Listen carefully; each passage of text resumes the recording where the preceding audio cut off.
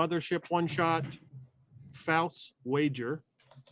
And we will begin with, you guys are on a ship called the Delta Cherub.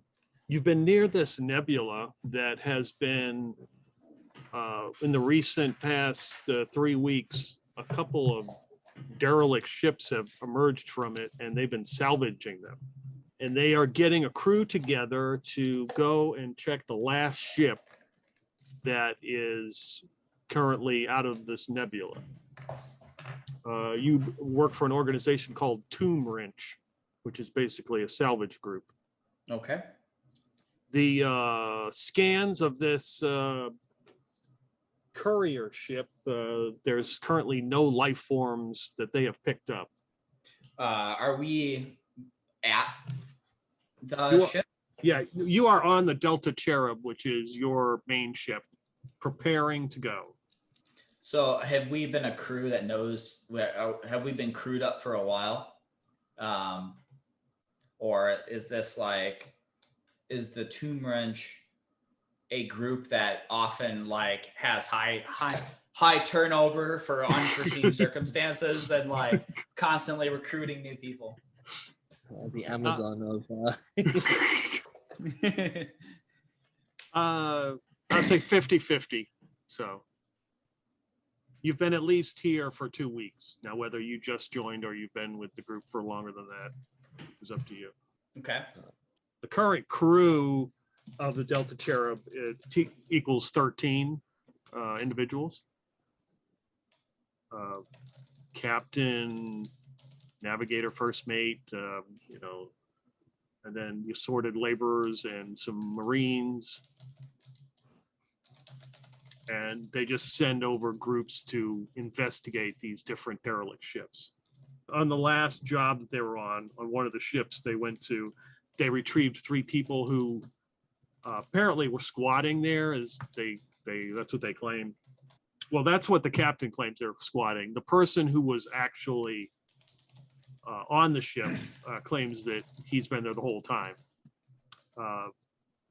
He is a member of the Church of the Eighth Divinity. He is a psychic. Psychic's normal in this universe, yeah? Yeah, they are. He goes by the name of Ra. Like the god, or like raw? Like I'm feeling raw right now. Yeah, the W is silent.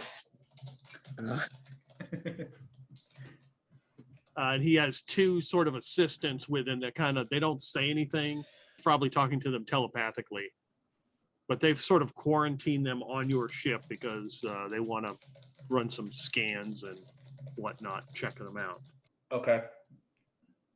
And do they just stand awkwardly like all the time? Yes. Like, wearing a big robe and they're just standing there looking. Yep. Mm-hmm. So as the salvage group, we would probably know, like, is there any, for this particular last ship, has our company, the Tomb Wrench, been hired to clean up all the previous ones and this is our last one? Or has there been a mix of other salvage groups that have? No, you guys have exclusive rights to this particular area. You've been hired by the Children of the Sector in alliance with the ACAAOS to clean up this once they saw these ships showing up through the nebula. Of course, they have advised not to fly into the nebula. That would be extraordinarily bad. At least that's what they do. Oh, well, off we go then. Well, if we've got exclusive rights, we would know from all the previous, because like this is the last ship amongst several, right? All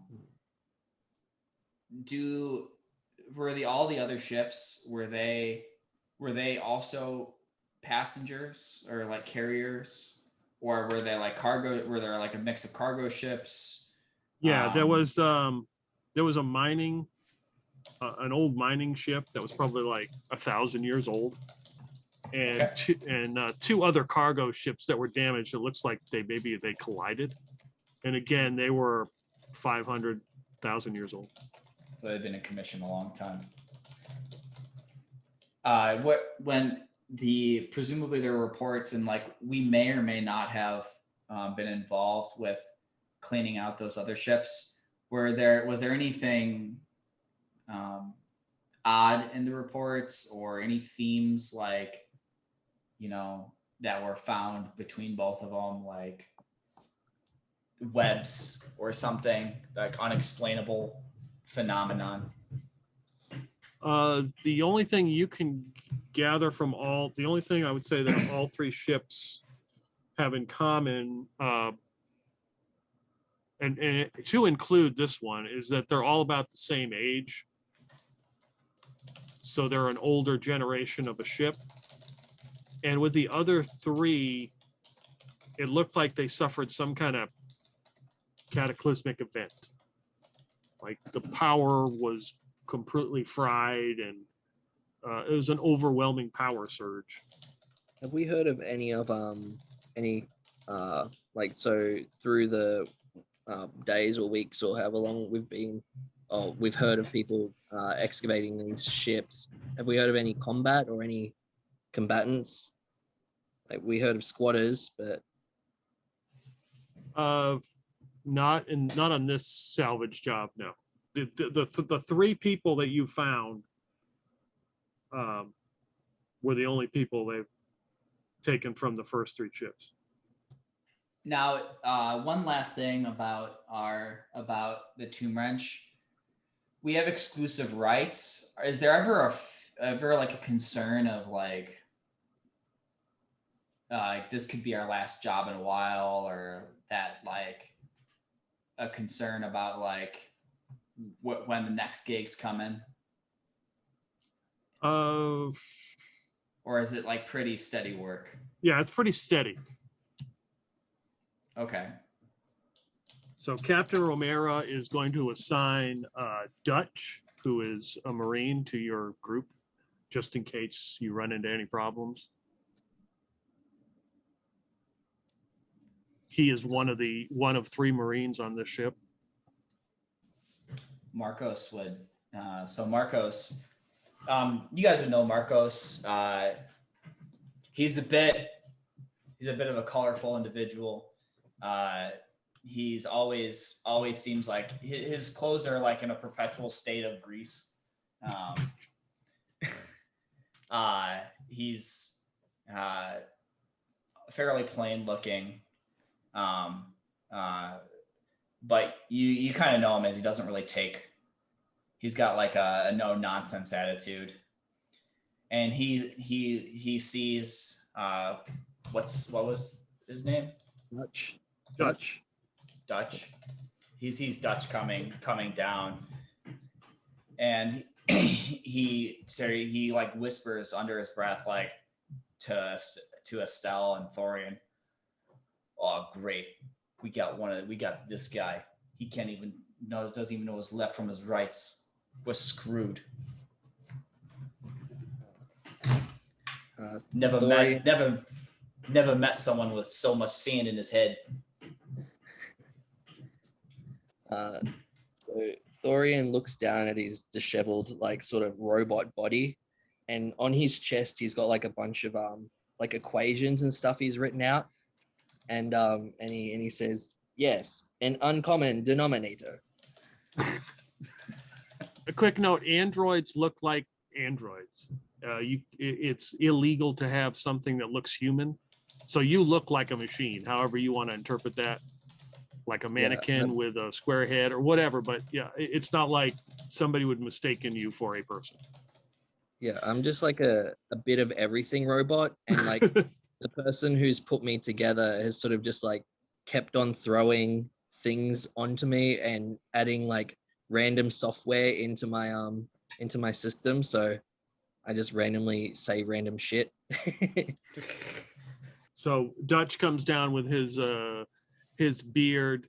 You could tell he's been in the mess hall eating something, some sort of paste, because that's all they have out here is paste that tastes like things. So he's got like this brown gray paste in his beard as he just kind of wipes his mouth. He stands about 5'11", 240, and he starts to take out his SMG and do a quick functions check, make sure it's working all right. Last one of the day. Let's get this done. You expecting trouble? Hopefully not from the three of you. Yeah, no arguments here. I get in, get out, get home, get sleeping. It's the way I roll. You know that, Dutch. You got something brown on your face. Is that food? Saving it for later. Yeah, sure you are. He takes out what looks like some kind of gyroscope out of his pocket, looks at it, and see that it's like damaged. Take a quick look and puts it in his pocket.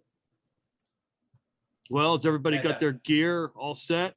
Thorian has like a small like side saddle thing on his leg, and he's like fired up and ready to serve.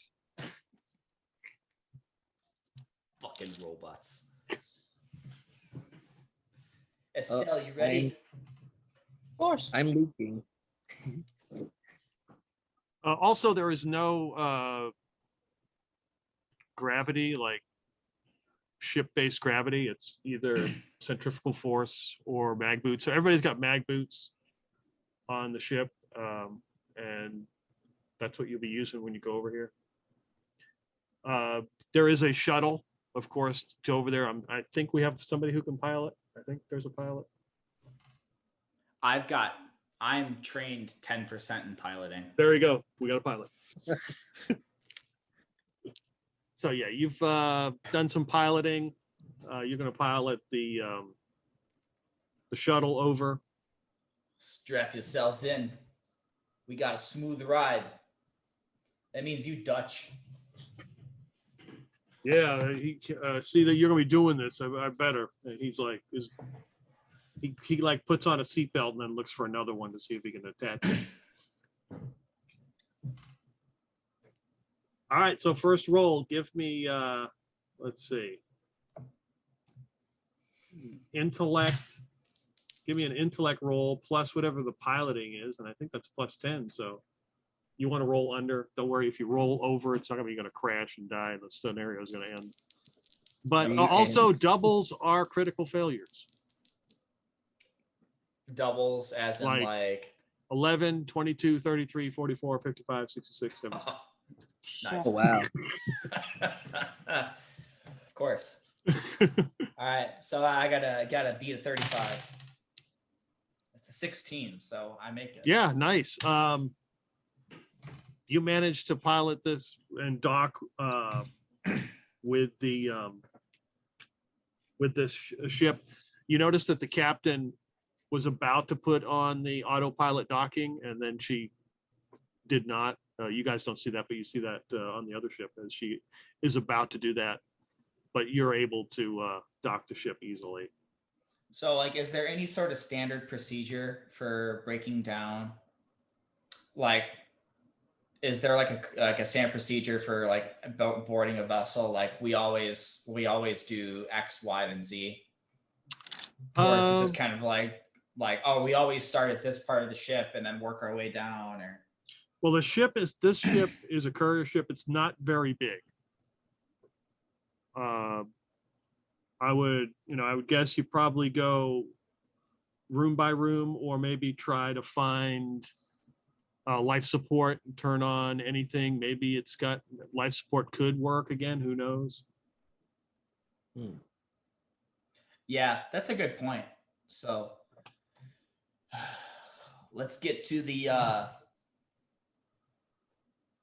power bay. That sounds good. Wherever they have like the engineering part of the ship would be.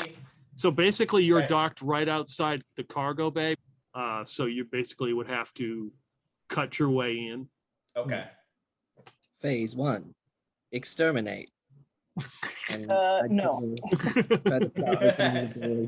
Are you sure you're programmed for the proper mission we are going on today? Yes. All fleshlings will quake in fear. And I'm like struggling to open this door. Fucking rolls. Go over to him and look at him and just kind of, poke on him a little bit and make sure that he actually is on the right setting. Patch installation at 85%. Okay, it looks like I have some sort of hand welder, an ultra heat emitter. that Okay, I can yep, cut through heavy doors if I need to. yep, that would count. Yeah. Cuts, airlocks.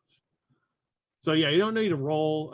You just basically take your time and just cut a hole big enough for you guys to get through. So as Estelle cuts the hole here in the docking bay, and finally comes off, and you just kind of push it, and it just kind of floats inside the cargo bay. You look inside. Actually, there's some lights on. Looks like it's got low power, but there's some sort of reserve lights are on that you can see. And there are pallets in this large cargo bay. There is some kind of front end loader or something that's strapped down. But there are these pallets, and there's also a big pile of look like scrap pieces of metal that are just kind of floating in the air. Thank you for opening the door. Please stand clear. And I walk through the door. Dutch just shakes his head as he gets his SMG out and like turns on his headlamp and was like, well, if he gets killed, then We can always reveal them. All right, I'm going to be looking for some sort of terminal or some sort of computer hookup where I can A, check on the power, and B, maybe kind of poke around a little bit and see what kind of cargo manifest they might have. Okay. So yeah, there is a terminal in here. You can give me a hacking roll.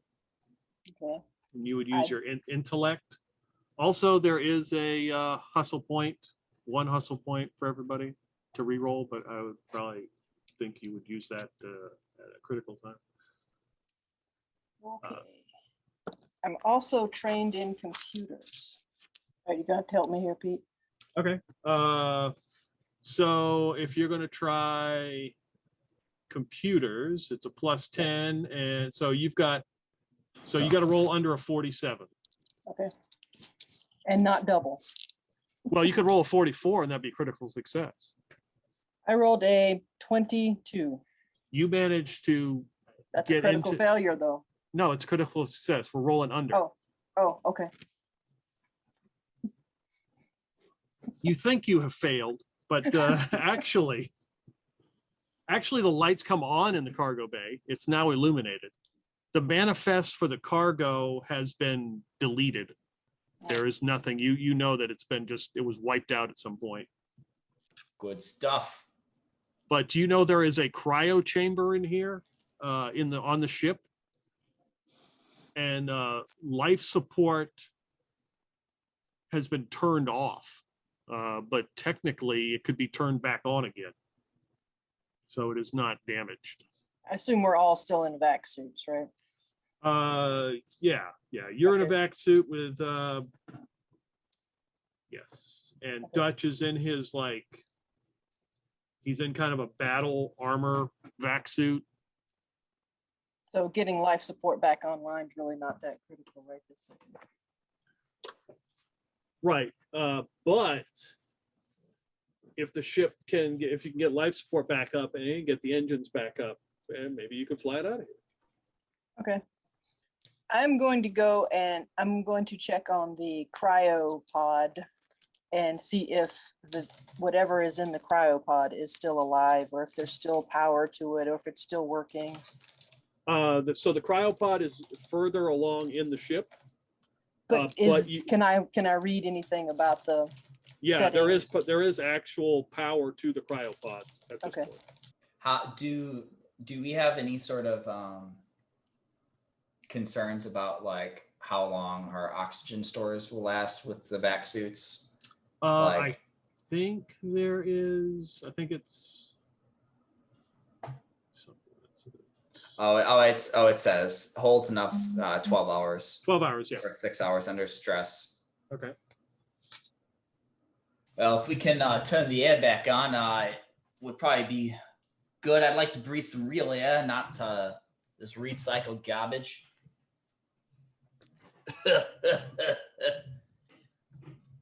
Is that something I can work on from here, or do I need to find another terminal further in, closer to engineering? You can see out of the, so when you go to do that, you see that there's a door in this room. You go through this door, it looks like another cargo hold, but the next room, basically the door to the left, is an engine room, and you could probably get life support up in that room. With this terminal, you're not able to do that. Okay, it looks like I'm gonna have to go over here to assess the life support to try to work on that and get that up and running. So I'm gonna go that way. We'll come with you. Come on, Thorian. Dorian will assist in extermination. And he starts walking towards you. You might wanna keep your head straight along this guy. I don't know. It's kind of creeping me out. He's like, Thorian's head sort of like just like does a full twist towards you, and he goes, I remain focused. And then it snaps back. I was gonna say, do we know where Thorian came from? Is it somebody did somebody make him like that's part of the company, or did we pick him up off some Jawas and just did the best we can with them? Yeah, I like the Jawa story. That's much Yeah, better. me too, yeah, because I am Yeah. a shambles of bits and pieces, yeah. And you guys have just put some sort of weird software on top of whatever they had already. And now they're conflicting all the time.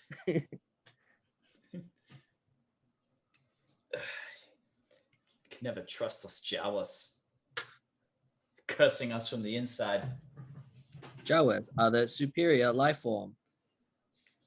Ugh. I'm gonna have to work on that code. You'd have my gratitude. You'd have my everlasting gratitude if you fixed it. So are you guys gonna head out of this room or look around or what? I guess before we head out, we see the metal it's up in the air, which probably makes sense. Collisions. Well, actually, did the ship look like it was collided into, or did there look like there was any structural damage from the outside? No, not that your scans indicate. This looks like scrap pieces of metal or something, or parts that are just floating in the air. I guess probably not too thoroughly, but Marcos would just do a quick scan to see what the because usually there are pallets, but there's stuff on pallets. So he would like to see was there something that would cause something that let go, or was there any sort of that let go of the metal, or was there? I guess he'd be trying to see if is this strange, because if it would make sense if there was some structural damage in the outside, something would busted loose, but if there's something, there's some other reason that this is all just kind of loose. If you want to make an intellect roll, I don't know what your skills would apply.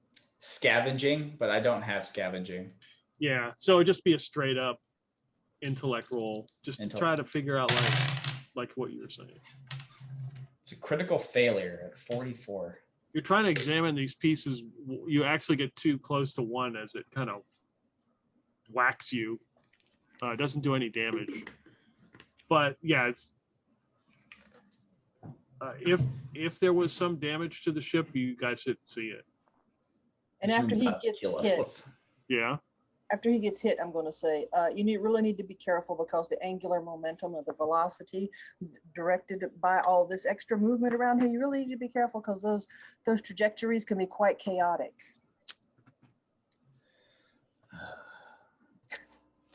Yeah, you're only slightly better than Thorian. But but thank you. This room's out to kill us. Exactly. If we do actually manage to get this ship moving, secure all this crap, or else make sure that it doesn't do any damage when we finally do get some thrust in a particular direction. Absolutely. That's what we're here for. Pretty sure that's why I was brought on. I'm good at latching things down, I guess.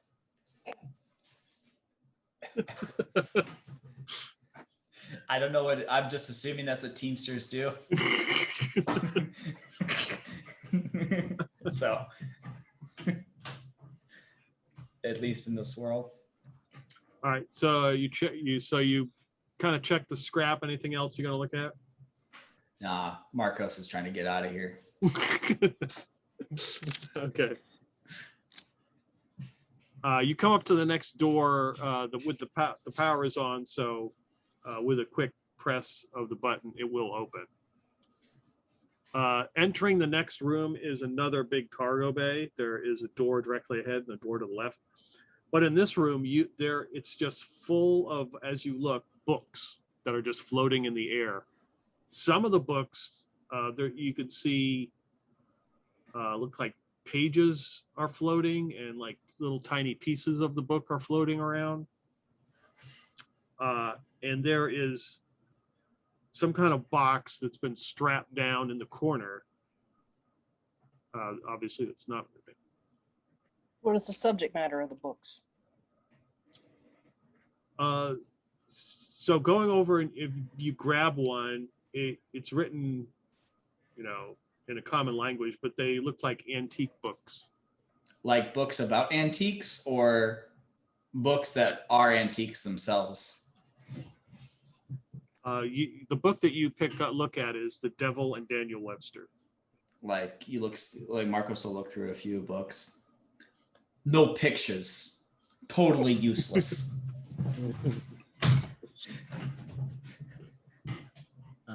Marcos cannot read. I could read. I just prefer not to.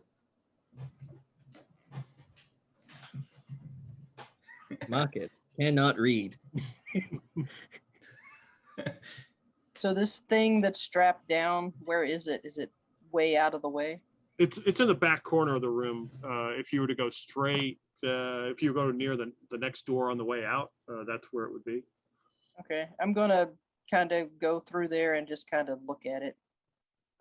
It is sealed. It's sealed, so it would have to be, the seal would have to be broken on it or cut open or whatever. Is there any markings or anything on the outside? If there were markings, they've worn off. That's so- curious, but not the primary objective. I'm going to keep going out to the other door. Thorian would start to notice like the people looking at the box, and his eyes would just glow for a second, and he'd be like, bioscanner activate, scanning for organic life forms, exterminate. And I'd stare and I'd scan the box. That's a good question. No, you don't pick up any. Diagnostics unclear. Must open box. Okay.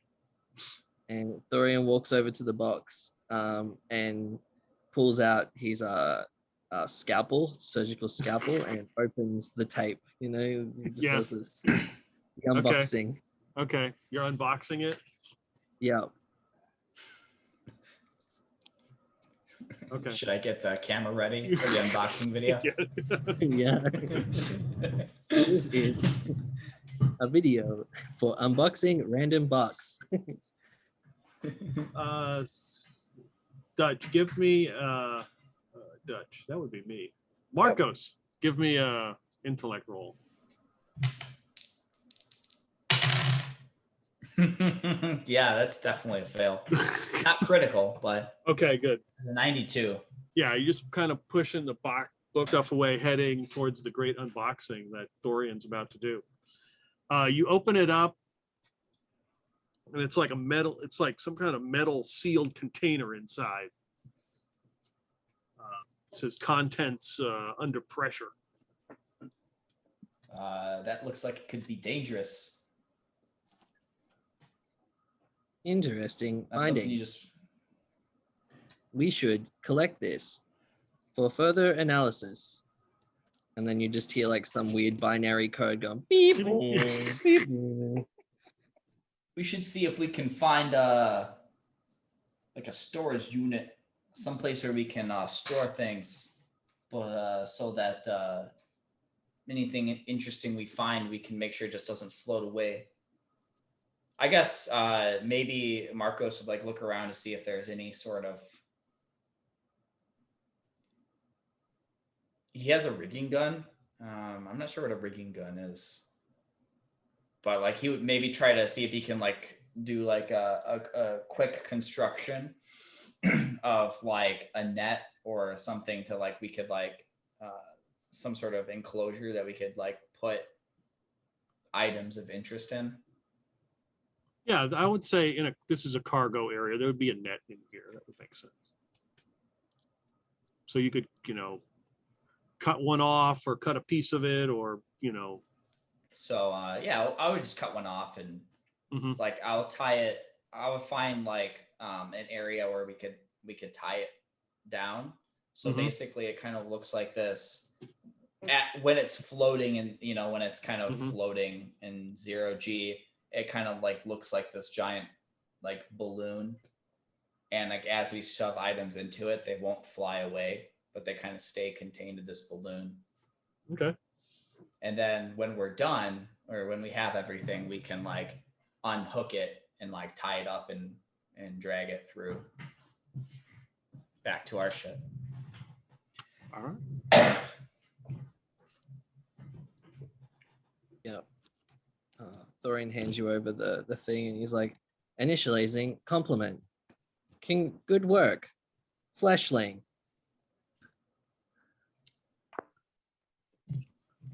Thorian, as you like pick it up, it says contents under pressure, and you turn it, and like on the back of it is the outline of a horse, and it says 100% pure.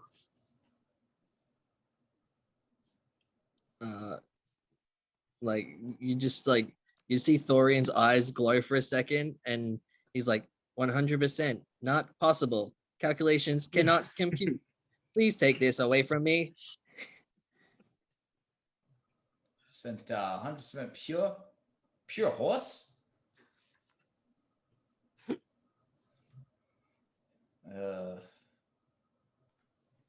Is horse meat an acceptable form of nourishment in our line of work? That doesn't come up, no. That would be very rare. That or gray paste, I don't trust this. Perhaps Estelle, you can run some tests on it. No, I don't know. Yes, later after I You- get the you- life you- support up. Oh, of course. I don't know exactly why you would have to pressurize 100% horse, but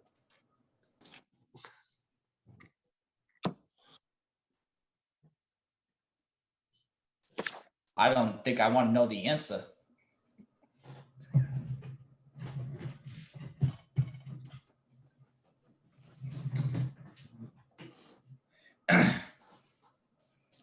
But let's stick it in the net and come back to it.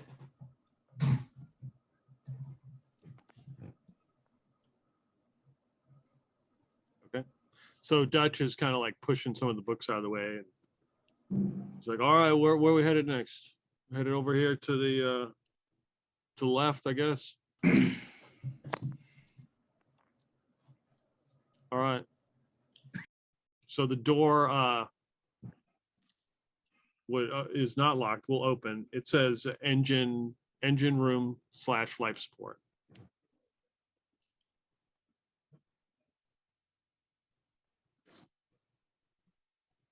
All right.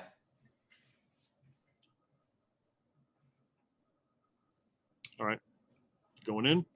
Oh yeah. Yeah. Yep. All right. Who's going in? Who's am. first? Who's first? Me, Okay. I'm first. Okay. You're first. Mm. You walk in. The first thing you realize is there's all this white powder that is floating around, and empty boxes.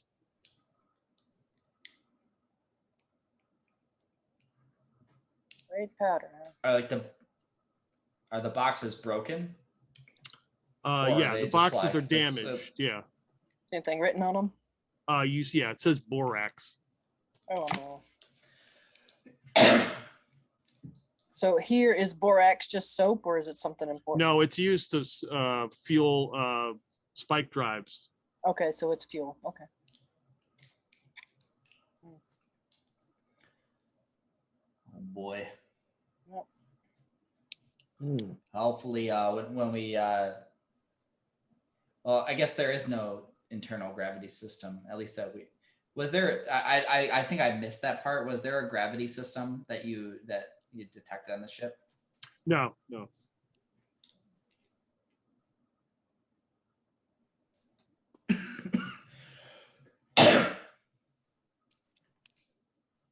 Well, that's Well, something we're going to have to deal with. But right now, I need to get to a terminal to try to figure out how to get the life support back on.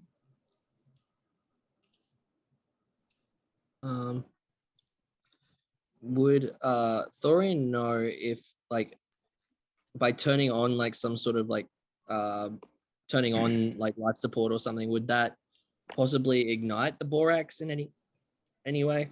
No, it wouldn't. Okay.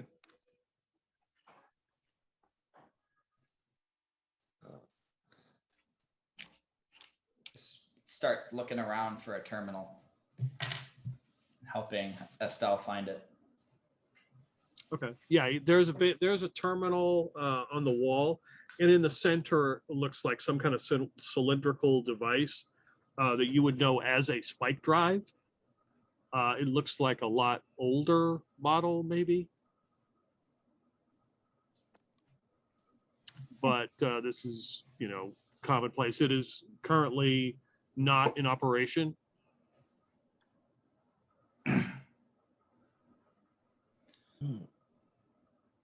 Where did they get such ancient tech? Spike drives are extremely valuable. You said this ship is what 500 to 1,000 years old to begin with. Is that spike drive contemporaneous with that 500 to 1,000 years? Or is it older? For your understanding, yeah, it would be about the time. It would be about the same time period. Okay, so that's perfectly normal. Spike drive should be returned to the Jawas. I'm definitely going to have to work on that code. Oh, fucking robots.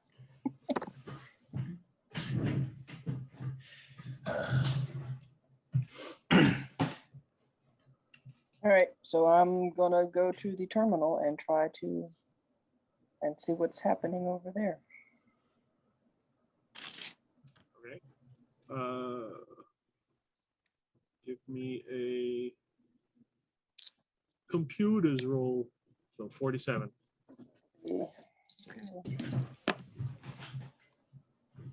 23. Okay. So some quick figuring. There's some kind of battery backup system or something that they have. and you were able to put that fully online.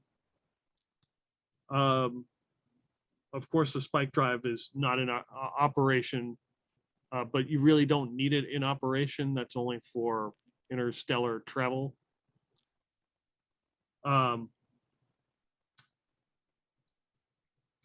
But all the systems begin to come on. You get some flashing lights. Basically, maintenance overdue. Check something needs to be uploaded. This program is out of date. All that stuff. But essentially, life support is on right now and functioning. Will that do something about filtering the borax out? Yeah, it would. It would eventually filter all of it out because you can hear the systems come on. Okay. Does it give me an estimate on how long before it's okay for life? Probably about 30 minutes. Oh, okay. You should be all right. Okay. So at this point, I need to try to get just the regular engines up. You do see that there is another separate engine room, which is probably the propulsion engines, which is probably some kind of fission or fusion drive that they used. Okay.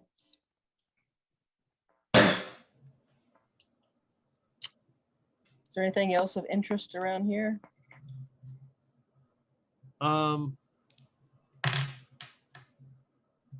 So as you guys are looking around, you see that there are stuff floating in the air. I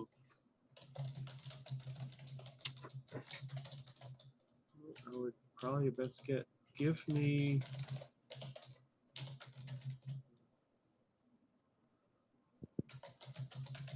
Estelle, give me an intellect roll, just straight 37. 70. It's hard to see what it is, but it's like look like little pellets that are floating in the air, and they're mixing with the borax as the filtration system. They're kind of sucking them up into the filtration system.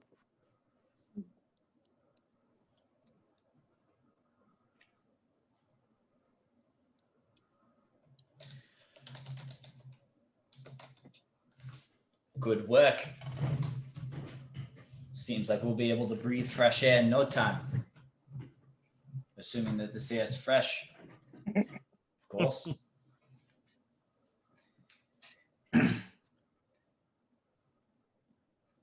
Marcos is going to inspect the spike drive. Okay. To see if he can dislodge it, because it's there's a male and a female component to it, right? So I can take the spike drive out. Yeah. So I would try to dislodge it. Okay.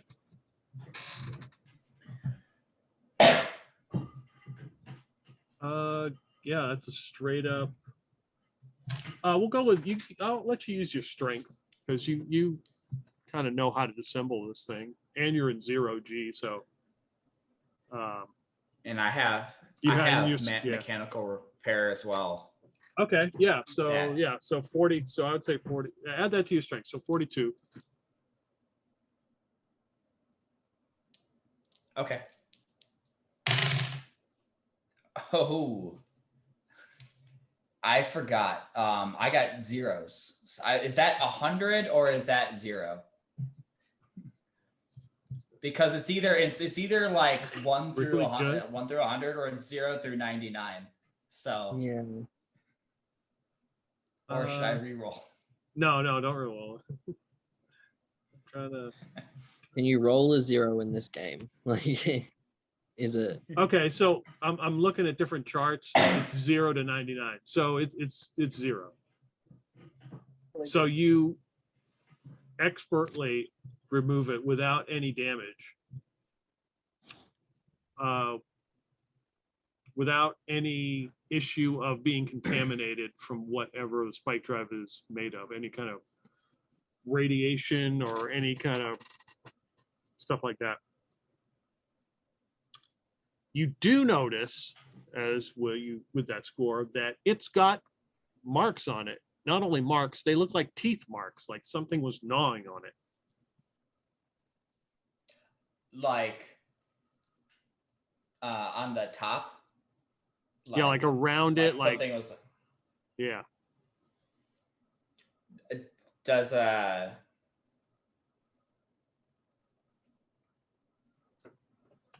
is it like barely visible? Kind of like, yeah. Are they like barely visible, or do they like make like noticeable dents? So they weren't noticeable before, but once you point them out, they're obvious.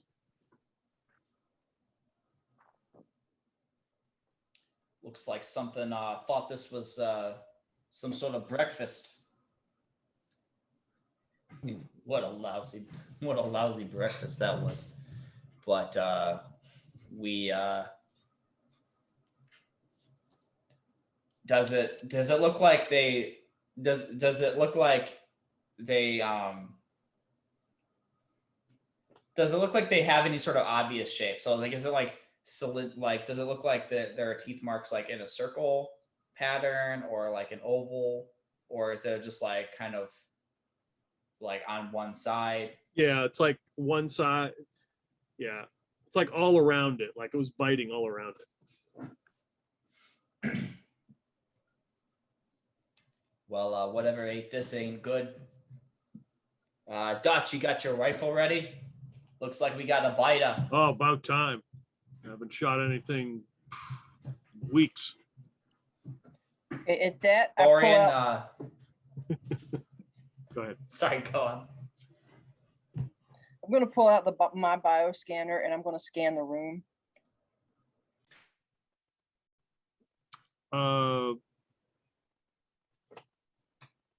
You don't pick up anything in this room right now. Okay, will that give me only things that are alive, or will it give me stuff that's organic? Like if something was dead, would it let me know? So mine says it's a locating device for synthetic organisms. Yeah. So there's, yeah, you don't pick up any synthetic. So Estelle, let's see, and yours is like, The signs of life. yeah, 100 meters in all directions. You don't pick up anything in this room, but in the cargo bay you were just in, you pick up something. The horse. I go back and look at to see if there's anything. I go back to see what that is. You, as soon as you walk into that room, you're looking around, you look up at the ceiling, something is up on the ceiling, like hanging upside down, chomping on one of those books. Well, I pointed out, found something that's alive. Looks like he's hungry for knowledge. But we best just take care of him before we're next. No, he's kind of ignoring us. We could just keep going.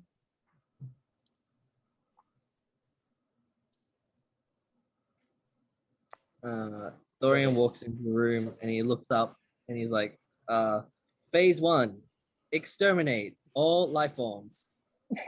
And I would just, I haven't got a gun or anything because I haven't been issued one, which is probably a good idea. But I pull out my stun baton and I'm trying to like jump up and hit it. Well, I mean, if you know that if you just release your boots, because they're magnetized, you just go boing. That's a good idea, but okay, yeah, I'll do that. Yeah. Okay, so before we do that, let's do everybody do a fear save, because this is a strange creature in here we didn't expect to see. So that should be on there. Looks like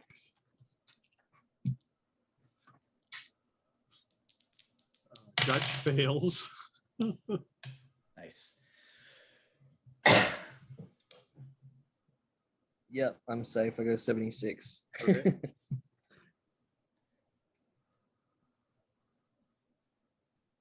Okay. So if you fail, you just take 1 stress.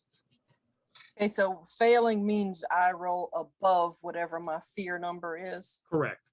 Okay, then yeah, I failed. All right. Crit fail would be 2. Would you take 2 stress?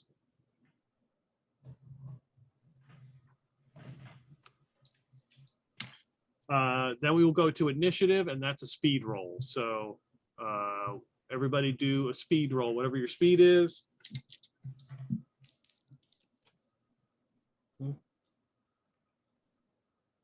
So what do you like? What do you mean a speed roll? Like guess I'm I rolling. failed. Do I want to get under, or is there like a die, like a speed die?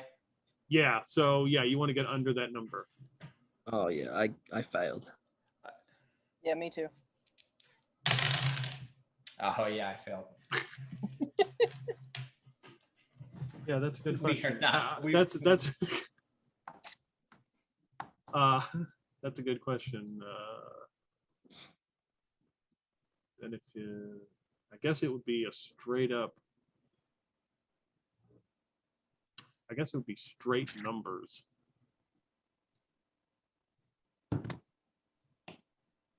Okay. So Dutch critically fails. He's not even paying attention. As he sees this thing, he's kind of like, whatever. And it swoops down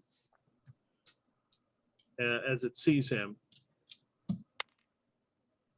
And you see these big like teeth come out and these big incisors. It tries to bite him and misses and swoops by him and then goes back into the air.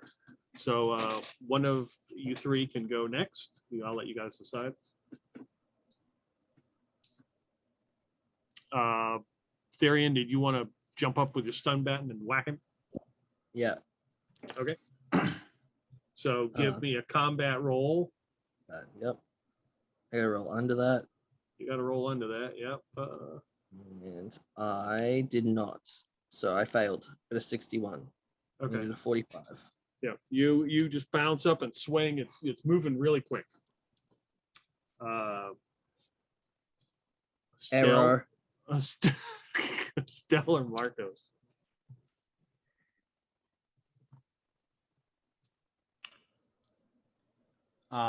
Marcos, I think based on reading, I think a rigging gun is like a harpoon type thing. Yeah, that's what it sounds like.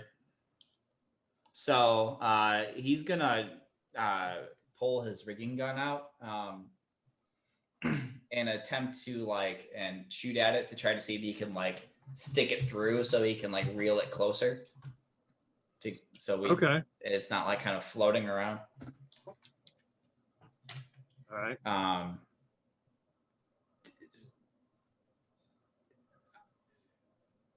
What do I roll? You would roll combat and. Oh, combat. Oh, I see. Combat is a stat. Okay. Yep. And are there any? I don't see any modifiers you would have. No modifiers. Okay. Straight. Wait, no, you got firearms, so plus 15, so it's a 45. Oh, I still failed. That's 73. So you fire it, it misses. Luckily, it does not lodge into the top of the roof of the cargo bay. It just kind of hits at a weird angle and bounces, and it's kind of floating up there. I begin the process of retracting it, if that's a thing that this yeah, does. That would make sense. Yeah.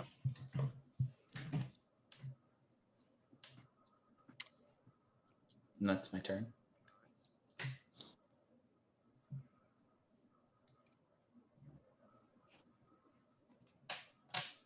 What do you want to do, Estelle? I don't really have any offensive weapons, but I do have a crowbar.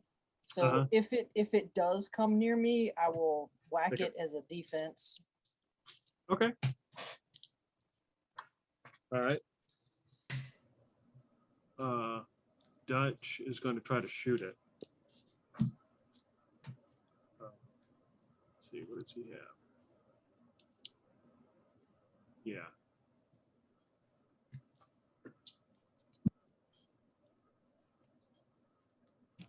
So Dutch just unloads the SMG and hits it, and blood and everything goes everywhere, floats everywhere, and the thing just kind of spins and it just kind of sits there. He's like, oh, what a mess.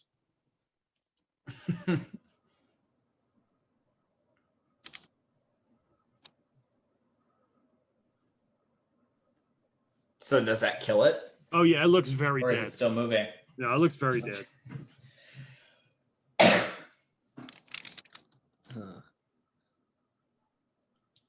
What the hell is that thing? Dead. Hmm. I don't know. We could Bless have gotten for sure. something for that. Yeah, Dutch. Come on, man. What? Think with your head. It's dead. You can wear its skins if you want. That's right. This may be useful for the Jawas. And I grab it and drag it down. Okay. Yeah, it is some kind of hideous winged creature with like these nasty teeth. Anything that we've seen before? No. Well, I'll make a note of it. I got to have some sort of something where I can keep notes Okay. and make a quick sketch. Yeah. Yeah, you can log it.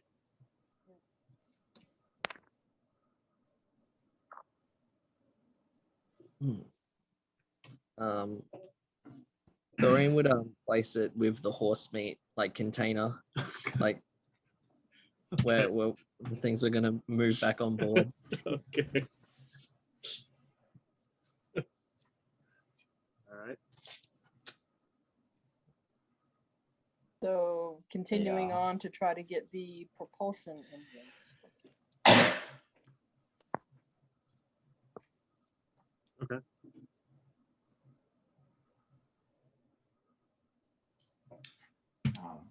Yeah, like Marcos. He kind of he still obviously comes along, but he's definitely more unsure now, and he's kind of like watching every corner, and being extra aware. Yeah, I probably need to scan the rooms before we go in them.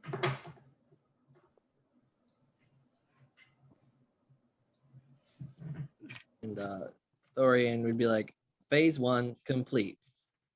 Extermination successful.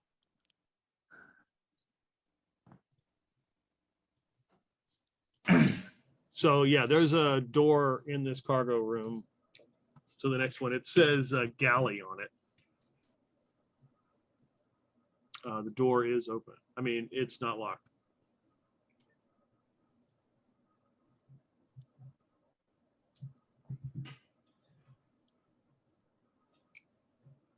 Stella, what are your scientist eyes see? Nothing. And I hit the door and open it.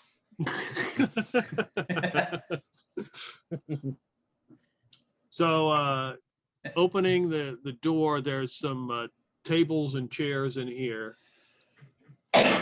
And as the door opens, scattering are these figures that are on the tables and chairs, and they're eating something because there are bits and pieces like floating in the air, like they've been chewing on the wood of these tables and chairs. Same thing as before? No, these don't have wings. Yeah. They're a lot smaller, and they just kind of scatter as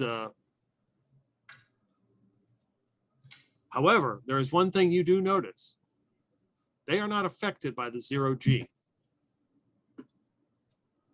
They just move like They have no problem. Hmm. And they're like hiding. You catch about 3 of them. There's a long like counter in the back, and the cabinets you can see are all have been opened, and whatever was in here is all gone.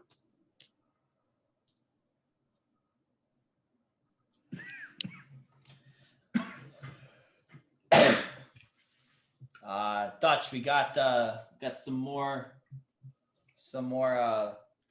insects in here. Oh, good. How many more? Like more than one? Yeah, there's a couple. He reaches in, he pulls out his frag grenade. He's like, "Is this good enough?" No, don't do that. Too much damage. These are the owners of the ship. There is no need to exterminate them. How did you know that? I understand their language. I am proficient in linguistics. And you just hear like this really loud like noise, and at that loud noise I can assume like those little creatures like make something back. He's like, they come in peace. They're probably just skittering.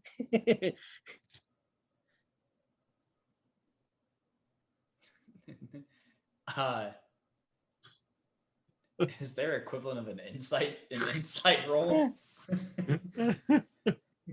Yeah, so these things have been in here in 0G and 0 atmosphere, just chugging along. Let's see, Marcos. You give me an intellect check.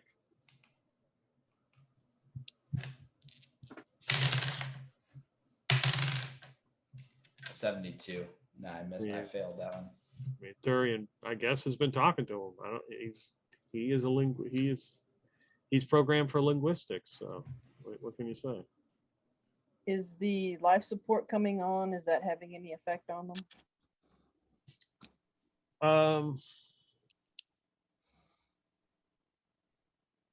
They don't seem to be. They're hiding right now. So if it did, it seems like they would have done something before that. Right.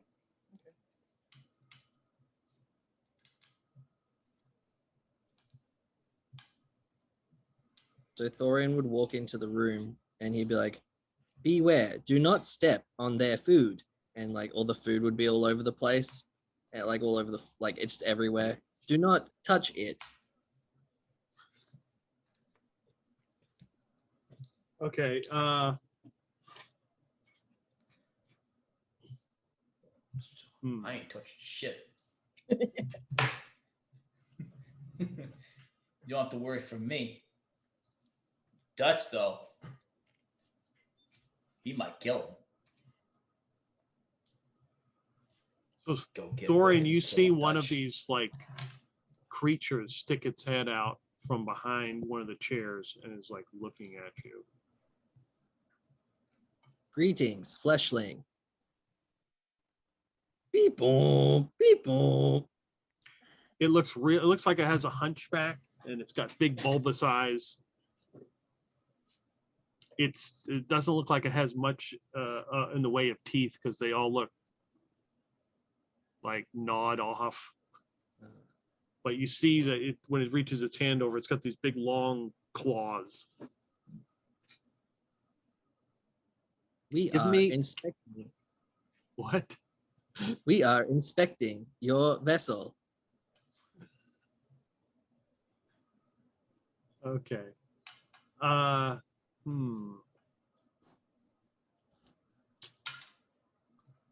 you attempting to speak to them in some kind of language that you think they know? I would just be like, if he's not responding to the first one, I'd just be going through like my Rolodexs of like all the languages that I know. Give me intellect linguistics. So 35. You need to roll under 35. Okay. Roll again. Yeah, I did. Don't I get a bonus to that too? I get like a +10. or -10 or whatever it is. No, yeah, I added it. It would have been. Oh yeah, 35. Yeah. Well, I got 20. I got 22. So So yeah, you critically succeed. oh, You critically have two of them. The other one comes up right next to it, and it's like two of them are focused on you. Like you are having a conversation with them about their ship and whatever manifest they have or whatever. Yep. So they are all eyes are on Thorian. They are focused on you. This day is just getting weirder by the minute.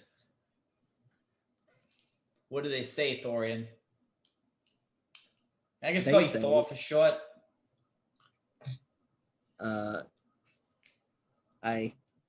That does compute, I think. Beep boom. So what are they saying to me? Are they even communicating, or are they just sitting there watching me communicate? They are mentioning something about they want fresh food. They want some kind of food. Where's the food? Have you come to bring the food? Are you They offering are- us food? They are looking for fresh meats. Can you ask them what happened? Beep boom. And I asked them, yeah, what has happened in whatever language they say. What has happened on this ship or something along those lines. Yeah, they don't.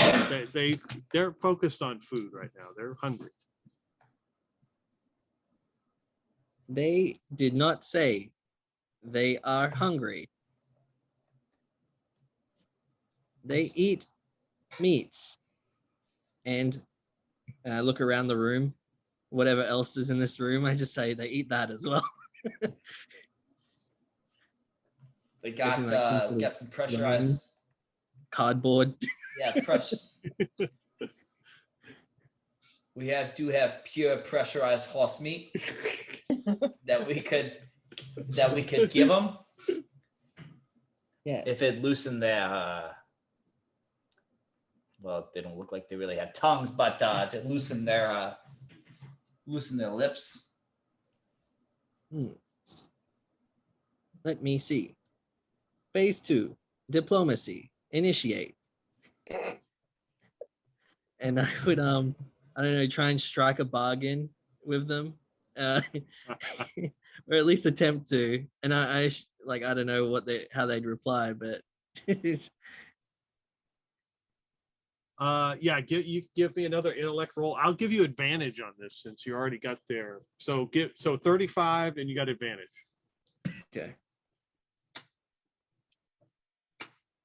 Okay, I failed that one. We'll try again. Yep, 23. They reply that they accept. This is acceptable. Beep boop. They have accepted our offer. Diplomacy successful. Who thought horse meat was good for something?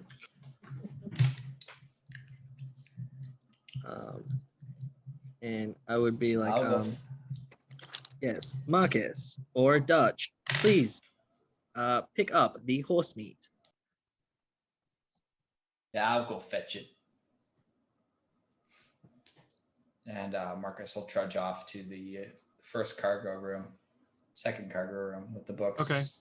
And fetch the pressurized horse meat. Well, what we assume is horse meat, but the pressurized box that says 100% has a picture of a horse. Yep.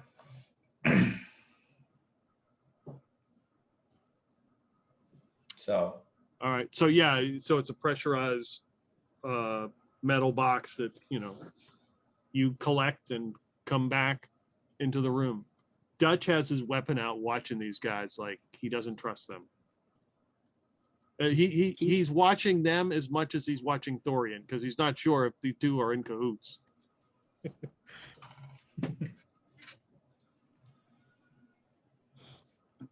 Are there any sort of knobs or? It's like latch, so you'd have to unhitch the latches on it. Okay. I would so as Marcus approached, I'd speak to the like to the little creature things and be like, this is Marcus, he's my my crewmate, he cannot read, and he's going to give you horse meat. Okay, so you unlatch this thing and a bunch of like smoke, steam, whatever comes, you can hear it go and kind of like dry ice kind of smoke comes out. And you lift it up, and inside this thing, perfectly chilled, is a vial of some kind of white liquid. And there is a piece of paper, like an envelope, underneath it. These two creatures have kind of like moved forward, and they're just getting closer and closer and looking like ready to like grab it. Like, Yeah. Oh, that isn't what I was expecting. Marcus will try to read the paper. Just to prove that he can.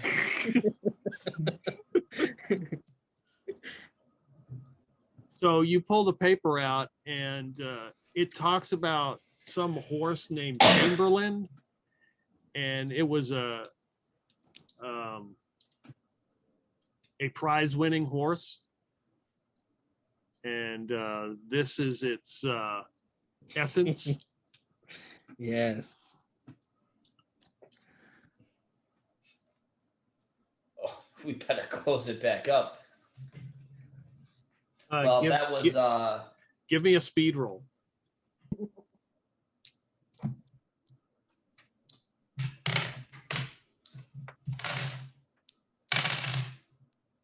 that's a fail. What'd you get? 68. Okay. So as you do that, he goes and tries to grab it. He misses, but you catch his hand inside the box, and he's like, ah! And he swipes at you. He swipes and misses you. That's right. Technically, you're supposed to make an armor save. I forgot about that. That's right. It's active. That's right. There's active defense in this game. Body save. Oh, I see. Is it body? No, it's armor. Armor. Yep. Okay. I just make it 34. Okay. My save is 35. Yeah. So so basically, if he fails, and unless you critically fail, then you would take damage. But yeah, you just kind of miss. But his hand is stuck inside the thing as he's freaking out. My head would turn to Marcus and be like, "This was not a part of diplomacy."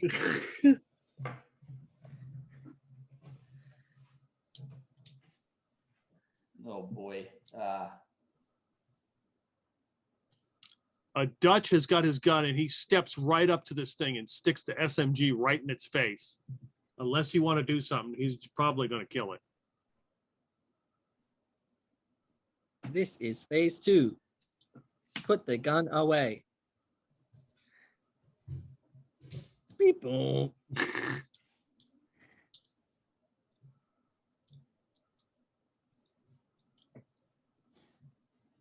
Marcos wouldn't try to stop him. Okay.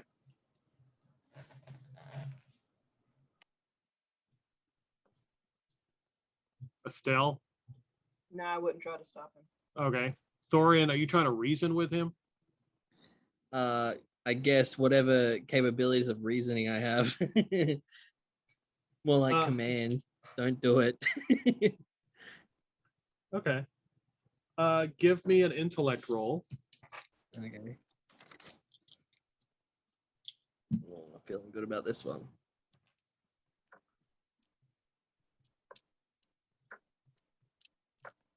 Nah, big old fail, that one. Okay, yeah, he just kind of, Dutch snickers at your attempt and pulls the trigger and blows this thing away.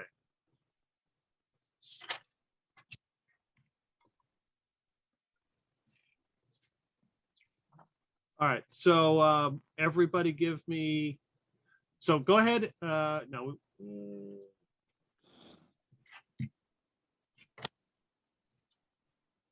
Go ahead and add There were one, like go ahead and add one stress. I'm not, All of it? yeah, everybody gets one, Okay. as the situation has escalated, and we will do speed rolls now.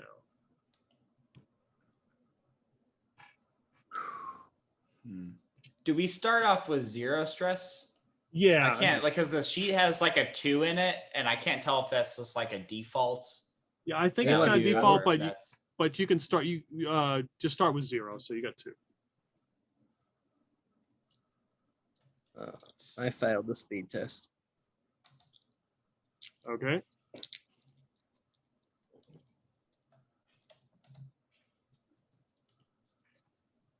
Did okay. I got a 17 out of 35. Okay. All right. Marcos failed. Okay, so we got Estelle, you're up first. Okay.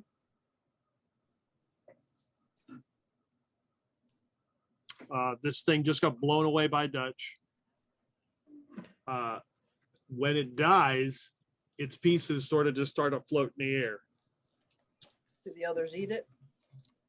The other one looks like you hear a scream, and then you hear another scream from the third one.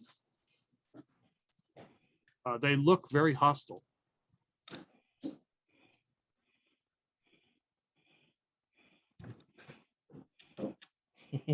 Where is the room that I need to get to for the engines? It's on the other side. Yeah, you got to go through this room. Okay, I'm gonna head that way. Okay, so you're just gonna And- run Yep. past these guys. Yep, and I have a crowbar, so if they try to come at me, I will whack at them. Okay.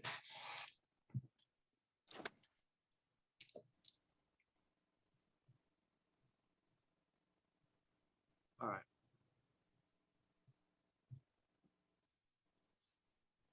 Okay, so one, so they are up. One is going to go immediately after Dutch.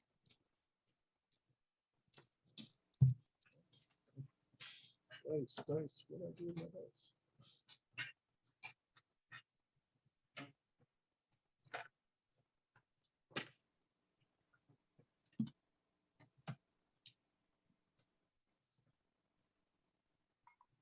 So one claws at Dutch and slashes him. Oh, wait a second. I forgot his save. I keep forgetting. Active defense.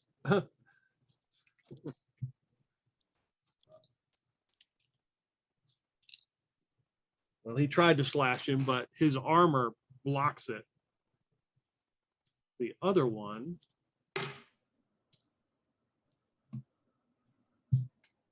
What we got? We got. The other one comes after.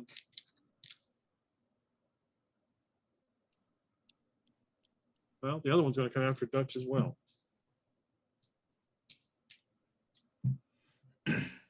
And again, it knocks off his armor. So it is now Therian or Marcos.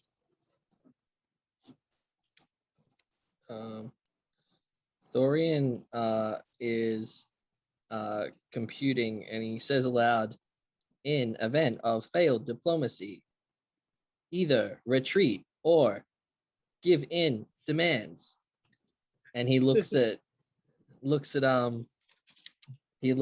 Dutch, and then he looks at Estelle running away, and he just sits there compounding variables.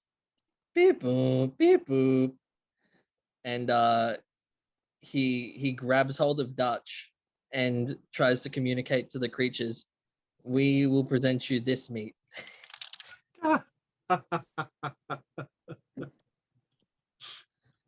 At this, I'm going to yell over my shoulder, What happened to phase 1?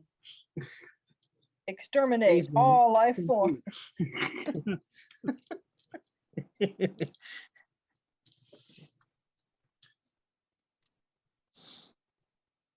All right, give me a strength roll. Not very successful at these, so we'll see how we go.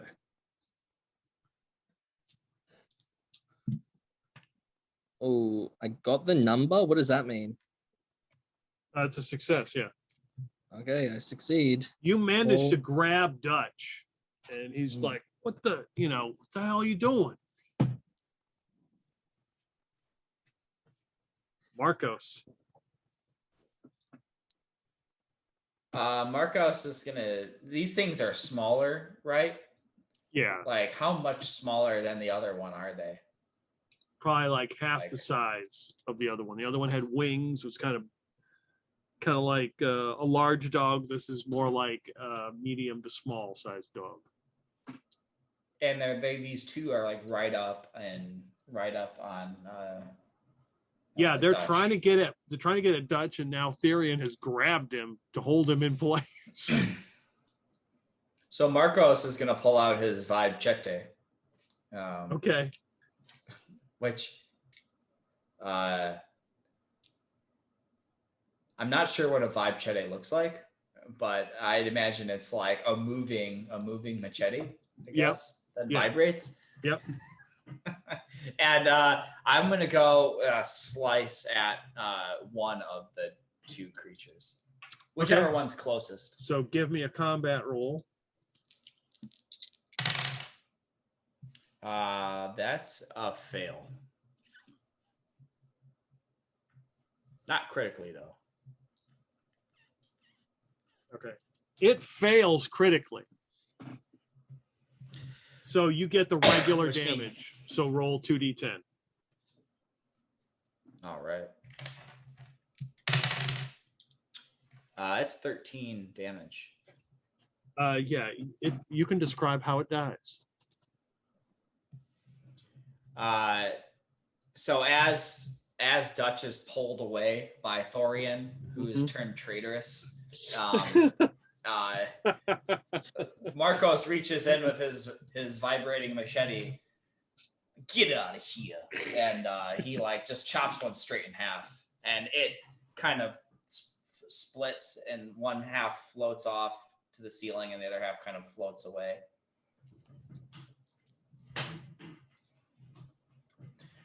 All right. Thorian, what are you doing? Initiating phase 2. Event of failed diplomacy. Present demands. Fucking robots.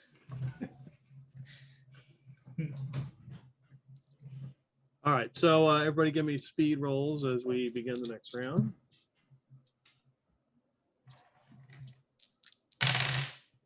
Ugh, failed. Fail.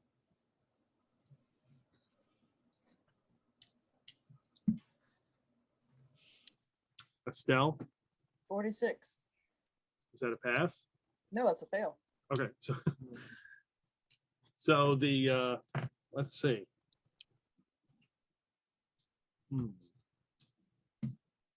So the ghoul thing goes, this little creature goes and attacks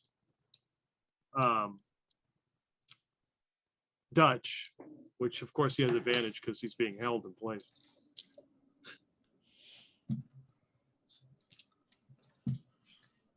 Oh, okay.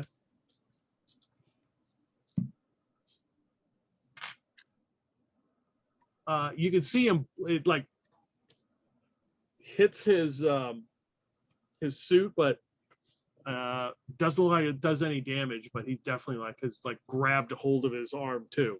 So it's grabbed his arm, you've got his arm.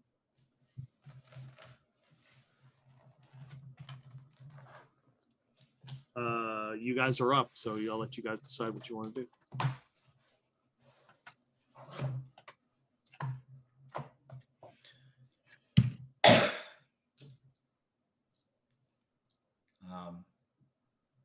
Marcos is gonna swipe at the other one. Okay, go for it.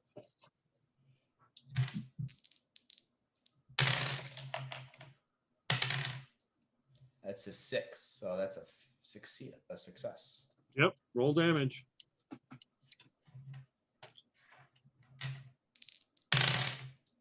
Oh man, 2 damage. So it's like moving around and you just nick it a little bit. I give him the equivalent of a paper cut. All right. Let's go to Thorian, or Estelle. Okay, I'm going to yell at Thorian to let Dutch go. If that doesn't work, actually, I'm going to say, pseudo, let Dutch go, execute. Dun, dun. Phase 2. Pressing demands. Failure. Retreat. Initiate. And I would throw Dutch and just run. In which direction? Towards the other room that we came from. Okay. All right. So you throw Dutch as he curses you. Damn, friggin'. He's like, Cap, are you getting all this?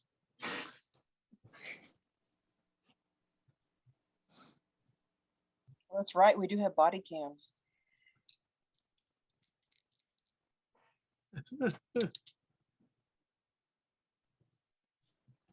All right. The creature is still alive. Dutch will attempt to shoot it as he gets hurled.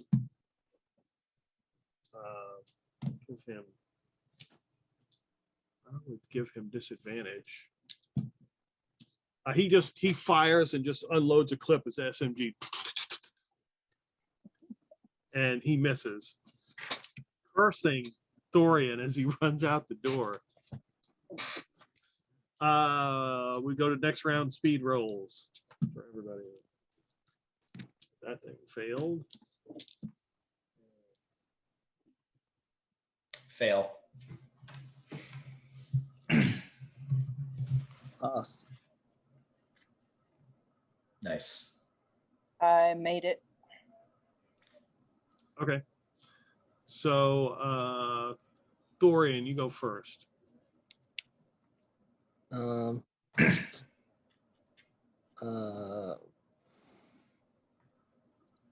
I've ran out of the room. Is there like a data pad, or like not a data pad, but like a place where I can hook into the system in this other room? Yeah. Yeah, cool. I would be like, initiating, distracting protocols, and then I'd be like, hacking, currently hacking, and I would try and flick the lights off and on in that room. Okay. Give me a hack and roll. That's 40. Nice.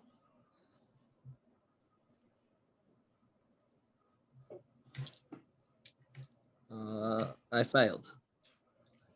Okay. Yeah, it's going to take a little bit of time to get into the system that, it actually has a firewall.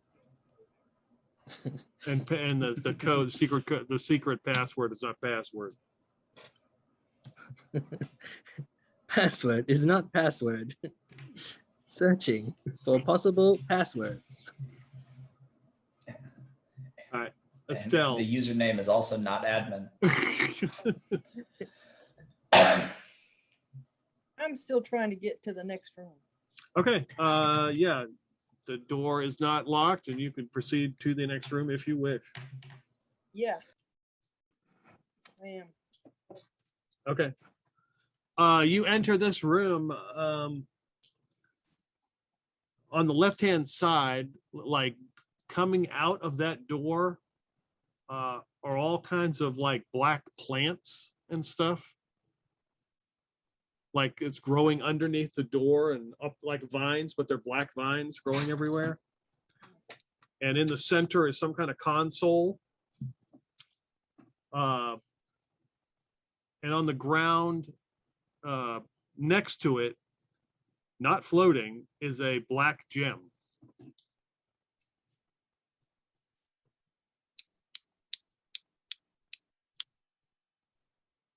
Are the plants just really plants, or are they like coming after me? You have give me a botany roll And I do have botany. to find out if the plants are hostile. Okay, so which stat does that come under? Intellect. So it should be like 37 plus 15. And under 52. that- Ooh, 50.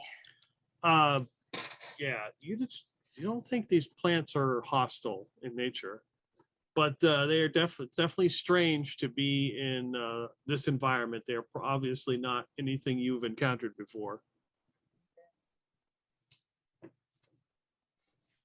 All right, I'm headed towards the console. Okay, you are headed towards the console. Thorian tried to flicker the lights. Dutch is going to. Dutch looks at you, Marcos, and he's like, "Can you kill this thing? I'm trying to reserve my ammo here." Yeah, I'll give it a solid whack. That's what I'm here for. To whack things. And maybe and he looks at his vibechete. Maybe some reprogramming too while we're at it. Yeah.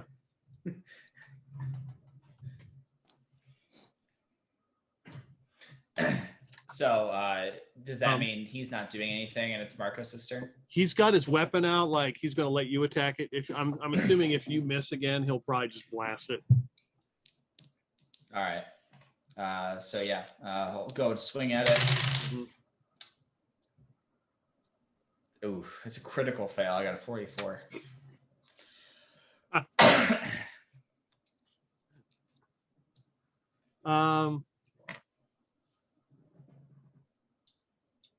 So you go to swing and like it moves and you cut a piece off. Like you cut this chair loose, and the chair kind of floats in front of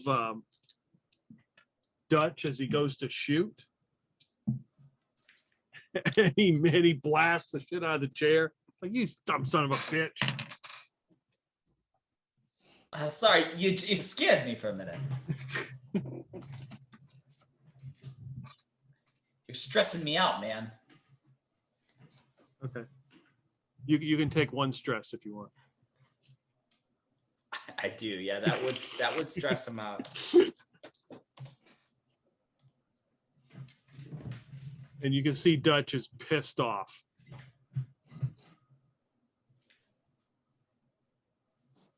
Let's see.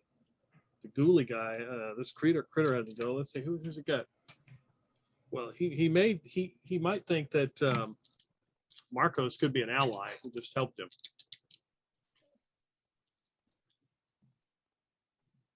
That's yeah, he's like trying to swipe at Dutch, but he's kind of using the chair as it's floating. He's like grabbed it. He's like holding it up as it gets blasted. We will go to a new initiative round. Speed tests, speed rolls. Fool that would die.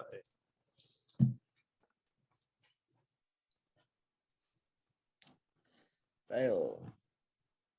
Fail. Everybody's failing. Okay. Yep. So you guys can go first. Oh, So- man. So we got Thorian is on the computer console trying to get into it. Estelle has gone into the engine room, and Marcos and Dutch are facing off against this critter who's now holding a chair as parts of a chair in self-defense. So you guys can decide who wants to go next. Really best I don't go next, so I don't mess you guys up. I mean, Marcos is just gonna do kind of continue, stay on the course, and try to Okay, to go swipe ahead. at Yep. this. Damn, that was really close, but still a fail. Okay. 34. It's just- Yeah, it's,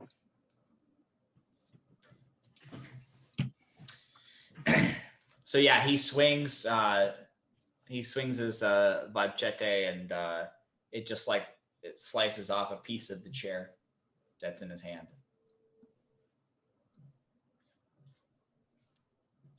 all right. So Dutch, annoyed at this whole situation, he reaches in his pocket, pulls out a frag, and just chucks it. And he's like, "Move!" And he grabs you as he pulls you away. What are you doing?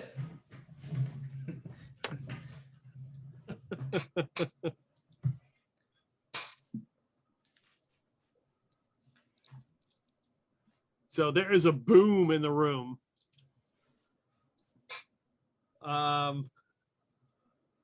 Let's see. I think the fact that Marcos pulled out a grenade might instill might be cause for a panic roll from I mean Dutch did from Marcos, I would think. So there we go. Okay, So did Dutch panic? no, he just got irritated. So I would give you so make a panic check. So roll 2d10.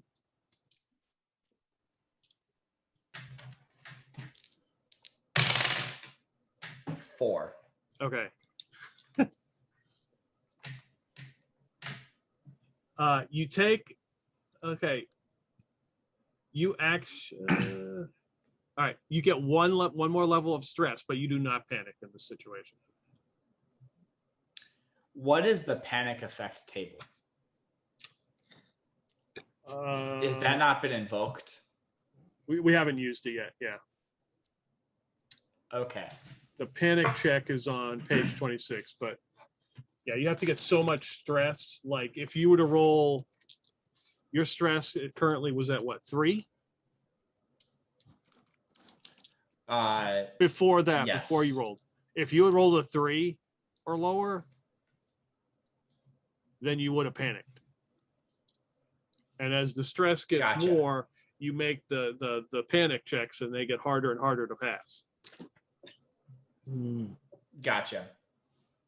Okay.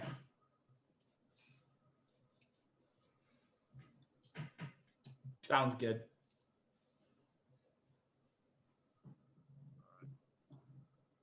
So should I have 4 stress now? You should have a total of 4 stress, yeah.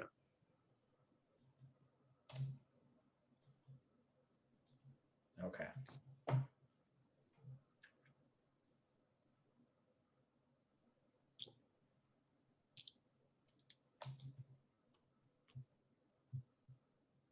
Okay. So Therian or Estelle? I'm still trying to get the engines online. Okay.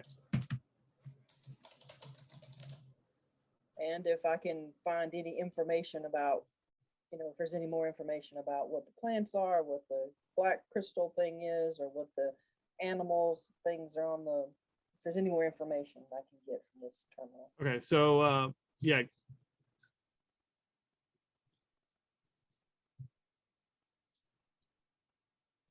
So give me a intellect computers 47 for the power, the Just barely failed. 49. okay. It's you know how to, I mean, it will turn on. It's like it'll just take a little bit of time to do. The black crystal though, yeah, you're not familiar with.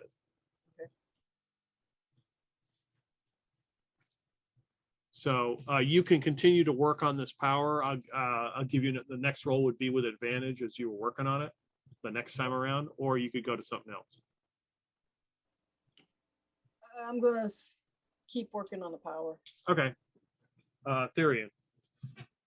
They're gonna be like, confusion protocol activate, and he just start flicking the lights off on them. All right. Give me a computer's roll with advantage.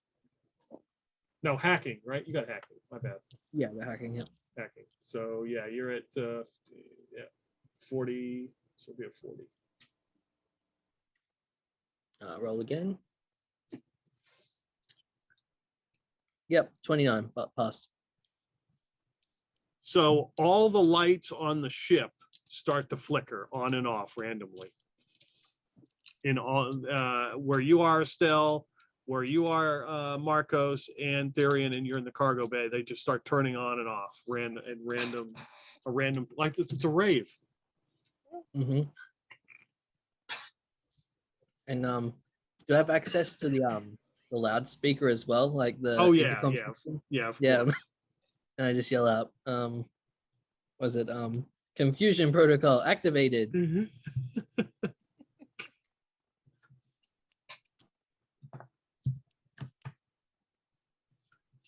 All right. So as the confusion protocol is activated, that'd be a good point to take a break, and we'll come right back.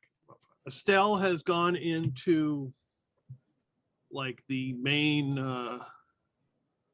like the second engine room that has propulsion. Found a black crystal. She's attempting to get the like fusion drive on, but the door to what it looks like the command bridge has got plants, black plants growing out underneath the door. Therian has gotten logged into the main computer systems, and he is now randomly flicking the lights in every room. Marcos and Dutch threw a grenade. You hear the boom. He turns back, and much to his dismay, the thing is still there.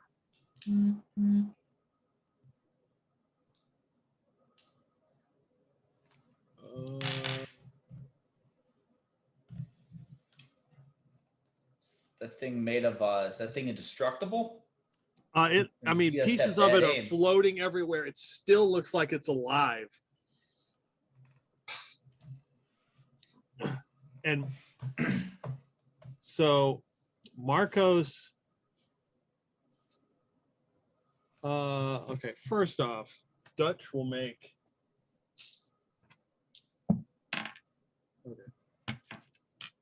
Dutch, you can see kind of freaks.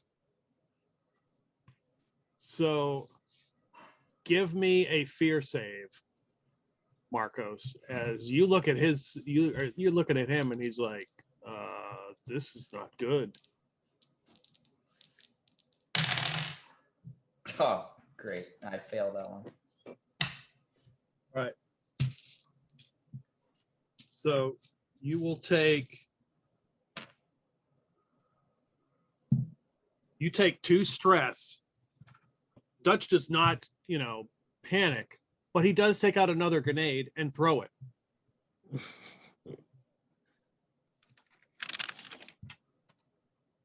There's a boom, of course, and this thing is destroyed, along with the chair and some other parts in the room.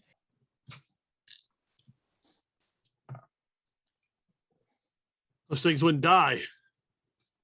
Clearly. What the hell, man? Like, can't you just shoot it like a normal person? Well, obviously the shooting didn't affect it. I'm down to one. I got one clip left. I didn't think this was going to be a shooting gallery in here. What the hell? How many grenades you got left? 4. Jesus Christ. Well, give me a little heads up next time. can't just go throw on the grenades like when I'm standing right next to you. Fair enough. Where'd that damn android go? Did you? I'm saving one for him. I think he's turning the lights on and off. Why? Confusion protocol Circuit- activated. You hear over the loudspeaker again. circuits- More flicks.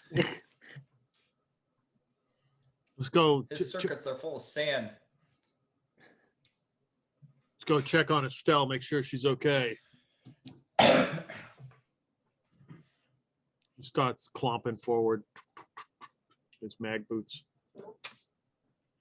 You And Marcos follow? will follow. Okay. Estelle, you heard some distant booms in the other room as you are, if you want to go ahead and make another check on the, give you advantage this time. Ooh, gonna need it because that was horrible. 26.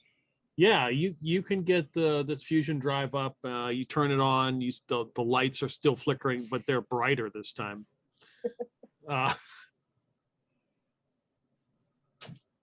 And so it's like a console, but as you turn it on, this thing comes out. It looks like a cup almost, and it's sitting like this, and it comes out of the center of it. You have never seen anything like this. Does it say anything? You know, like insert coin here or something? No, but it looks like the black crystal would perfectly fit in it, like it was made for it.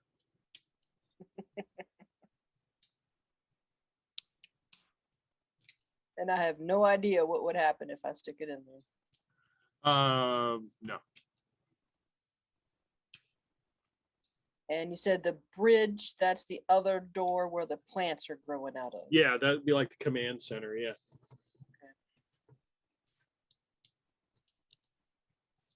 Well, I'm going to let everybody know and say, look, I'm going to ask, does anybody know what this black crystal thing here is for?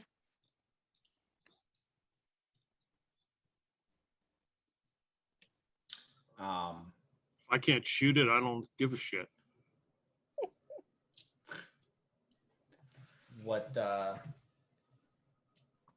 would Marcos recognize it? No, you've never seen anything like it.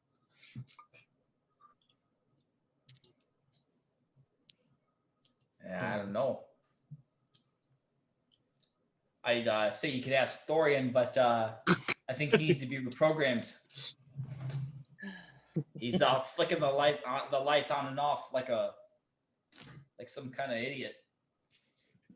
I think those Javas got to him. Too bad. And then over the intercom you hear beep boom. Protocol success. And then the lights just stay on.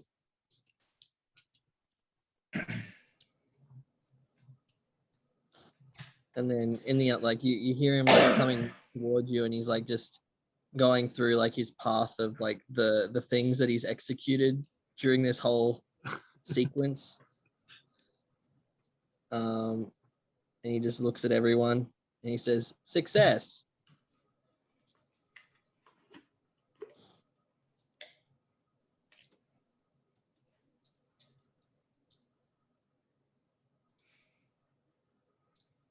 So what are we doing now? We're lucky. Well, we could not sure what this thing is. Thorian, have you ever seen this? His eyes glow red, and he does a like a scan on it.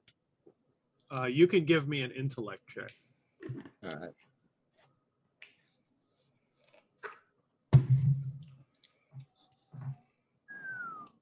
Roll again. We got we definitely did not pass that. That was a failure. Okay. Obviously not in your programming. Your history isn't properly updated. That's right. Yeah, I would alert everyone to that. Be like, patch required. Just had to stick it on, edit in when we reprogram you.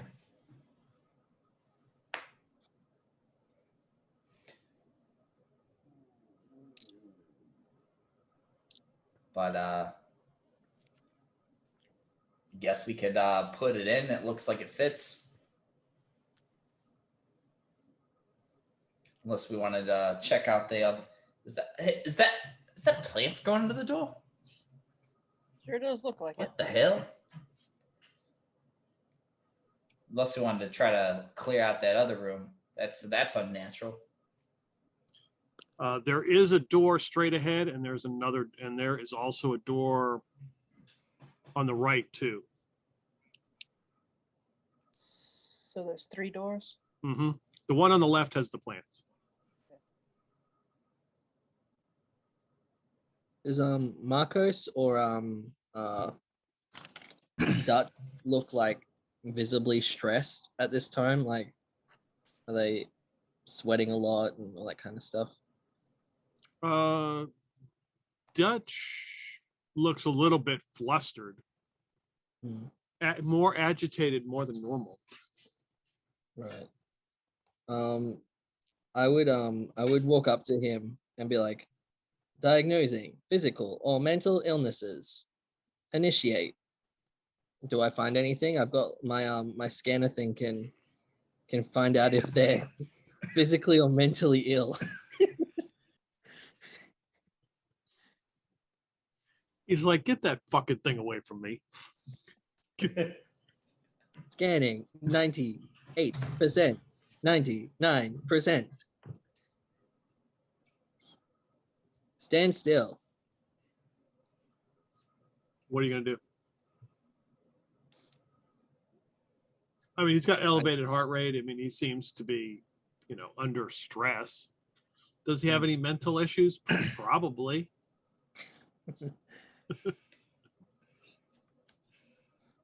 I walk up to him and I pat him on the shoulder and say, "Don't worry, fleshling. It will be okay."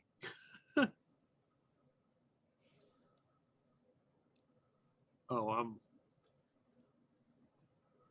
feel so much Reassurance better now. protocol. Reassurance protocol successful.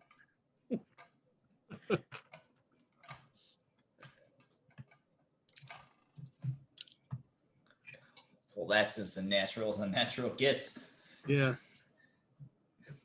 And Dutch is like, that stresses me out even more. He takes a couple steps away from you.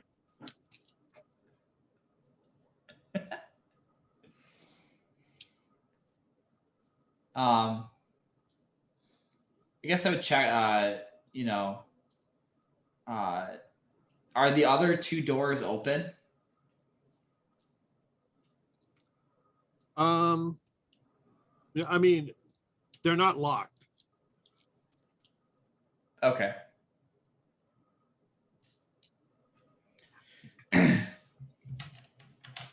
Oh, actually, I would hand him a pain pill, which Okay. which would reduce his stress by 1 if he took it. Okay. I'd be like, dispensing drugs, and out of my chest would pop out like a pill, and it'd go down into like a little like a little dispensary kind of thing. Okay. I'll tell you what. I'm going to give him that would make more sense. So do you hand it to him? No, he'd have to pick it up out of my like slot thing. Yeah, he just kind of reaches in and he's like, what the fuck? And just kind of throws it in the air and it just kind of not fucking stressed.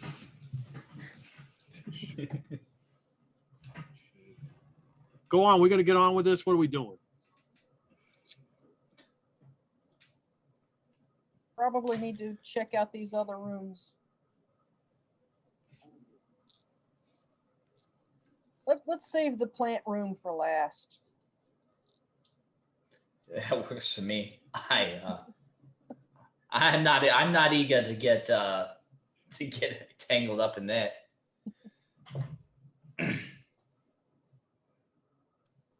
So, guess we'll just maybe we pick the room that's directly in front of us. Okay, so you see it says like life sciences on it.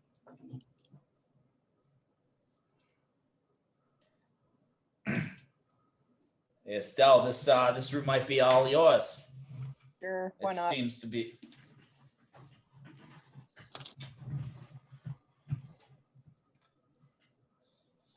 So I make sure that Dutch is ready, and I go around and open the door. You open the door, and in the room, you see floating in the air a bunch of glass, like vials or whatever that was being used were all smashed. So they're all floating in the room, all these pieces of glass. Whatever, there's like a couple tables and papers are kind of floating in the air, and books, and whatever they were doing obviously has been destroyed. But in the back corner of this room, sitting, standing, not really standing, kind of sitting there, is this blob-like thing. It's got its back to you. It looks like a big blob. Okay, bring out my bioscanner and scan it. It comes up as, like organic, inorganic material. Like some of it registers as living, not living. It's making these horrible gurgling noises. Okay, so how is the life support situation going? So is there air? Yeah. Oh, yeah. But he's obviously been surviving on 0 air for quite some time. Yes.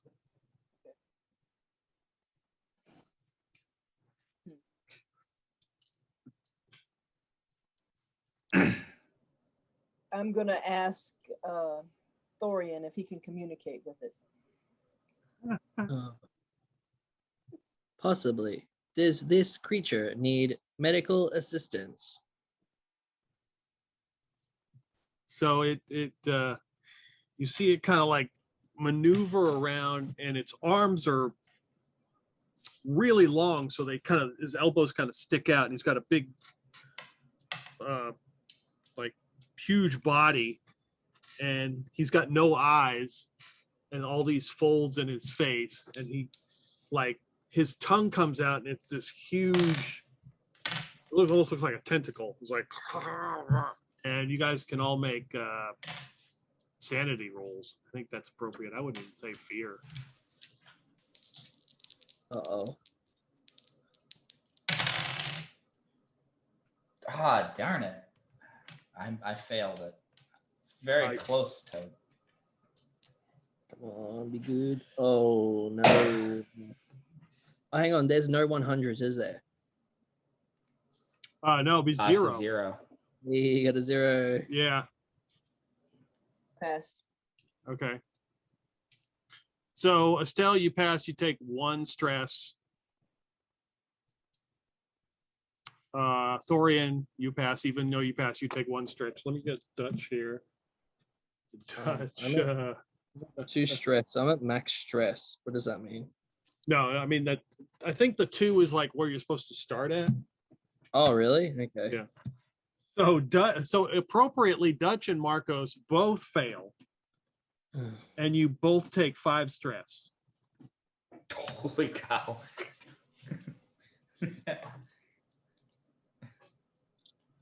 Man, I'm at 11 stress right now.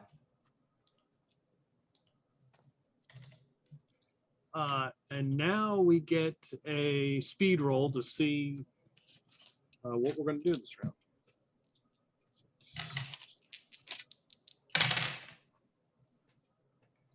failed. Yeah, I failed. What'd you get? Fail? Is it everybody failed? Yeah. Oh, no, I did not. Oh, you passed. Okay. Yes, So you're up. I got it. So you go. I You're got the a only one. That 27. All right, you're the only one that passed. You're up. Okay. You see Marcos and Dutch kind of like take a step back, like, what the fuck is this? Okay, so I don't know what's going on. And we can't really communicate. And there's nothing else that I can see or read in this life science thing.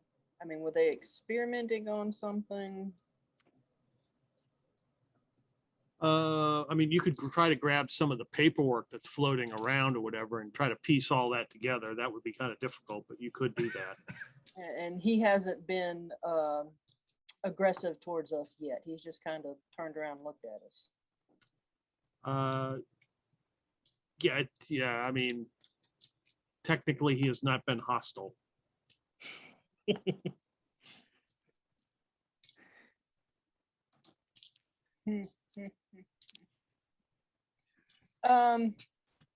Who else is in the room? Am I the only one in the room? No, right everybody now? walked in. Okay. Yeah. I don't know. Maybe we should just leave and shut the door. God, we better fucking get out of here. This thing is crazy. Holy shit. Did you just see the folds on that thing?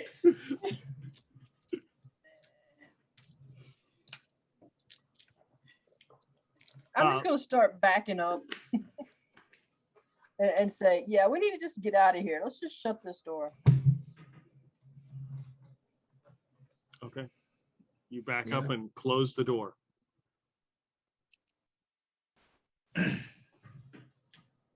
All right, let's never enter that room ever again.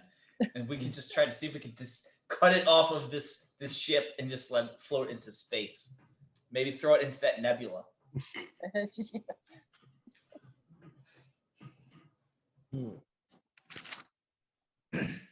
Now the lights begin flickering like Thorian had done before. Thorian, what the hell? That is not me.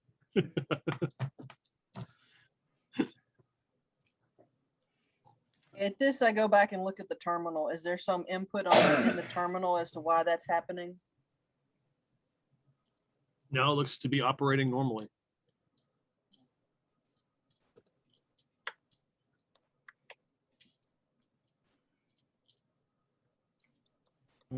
Is the light Marco flickering? says Hess. Sorry, go on. Is the light flickering truly random, or can we tell a pattern? Thorian.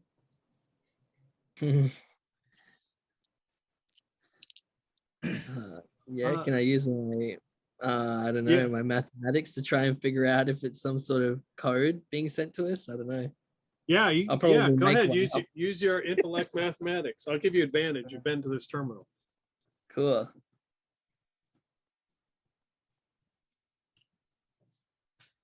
I got 23. I think it's a pass. Yeah, it is whatever pattern you set it up to do, it's repeating it. This may be me.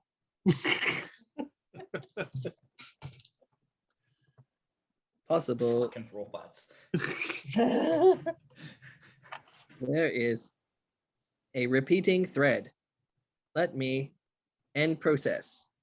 Beep boop. Does it turn it off? Yeah, it stops.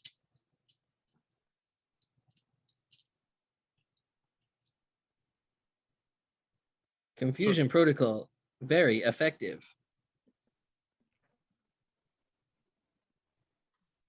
So you've got the other room that's got you got the room with the plants.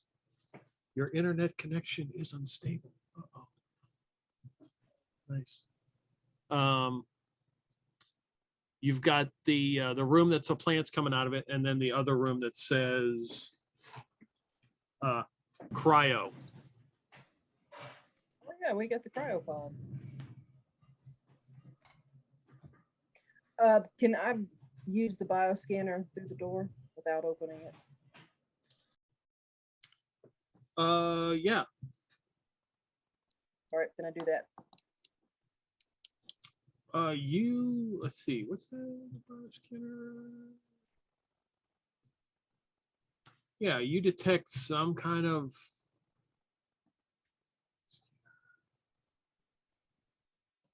Yeah, there's something behind here for sure.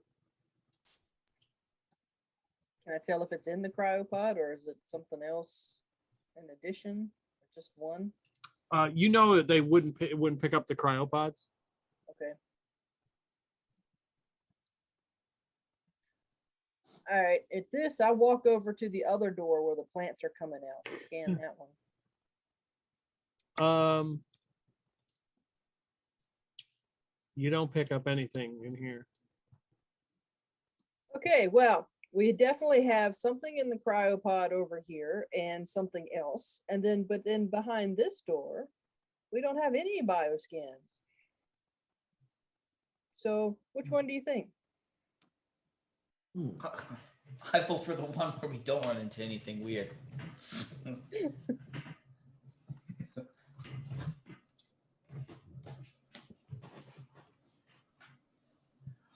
Or we go to the cryopod and send Thorian first. So we could try to talk with it. Protocol. Shall I activate phase 1 or phase 2? Beep, boom.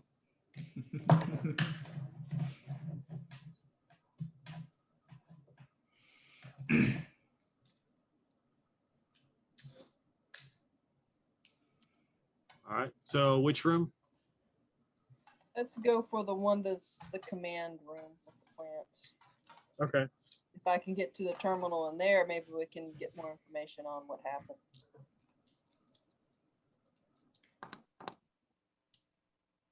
Okay. The door is not locked, and if you wish to open it, you can. Oh, I open it.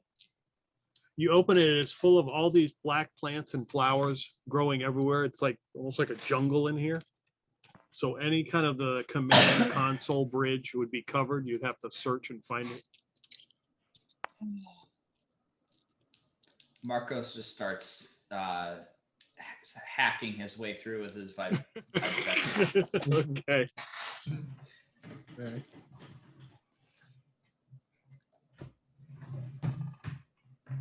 You find, so as you're doing that, you hack through and then you find like a skull on, like, looks like would be the bridge. And there's a candle. The skull is not floating. It's like the plants have grown all in it. And you can see that the plants have grown around this candle that has been snuffed out.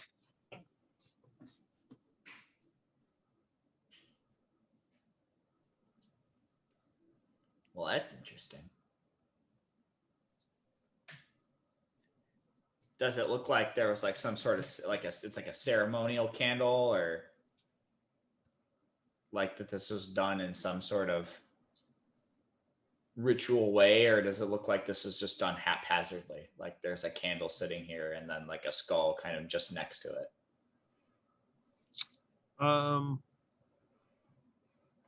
It doesn't look like the two go together. Like they just seem to be two separate items.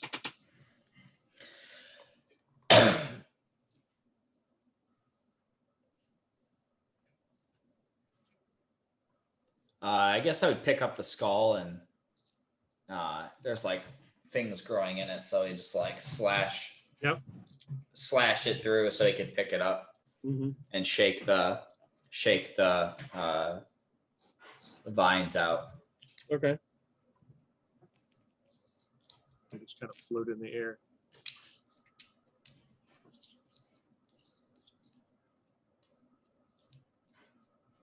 Is it like human shaped? Is it yeah, you would suspect.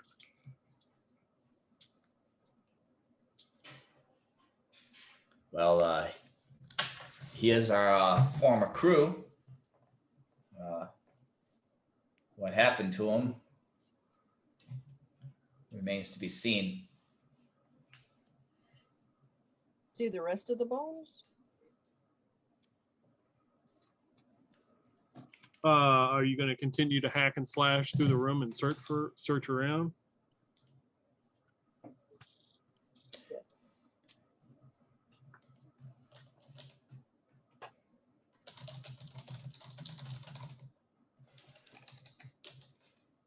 So if you do that, you do Yeah. find other bones like femur, humerus, rib bone, like skeletal bones, and you find a couple more skulls. Hmm. No terminals. I mean, you find the bridge terminals, but they got vines and stuff growing in them.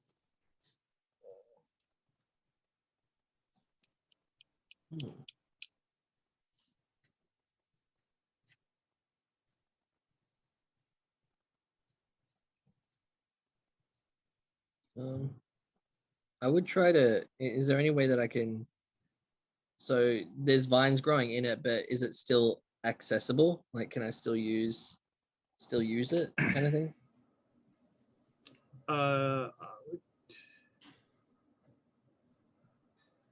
I would give you a hacking roll to see if you can. Okay.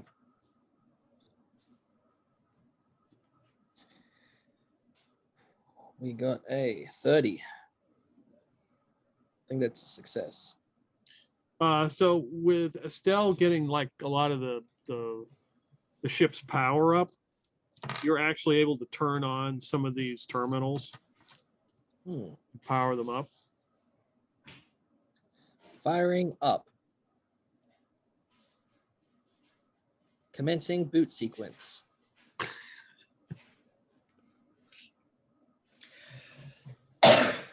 And then you just hear him Marcos looks play, at his boots.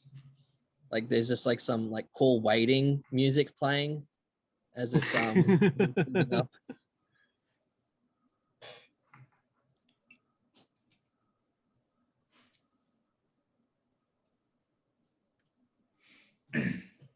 Yeah. Can I access anything in it, like, or is it all corrupt? It would need some updates, but the systems don't seem to be like physically damaged from the vines. Well, I would make sure to do all the updates. Be like, I do that probably before I even start looking for things.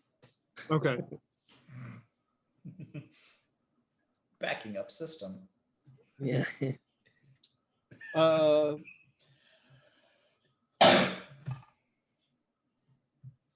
So everybody give me a speed roll.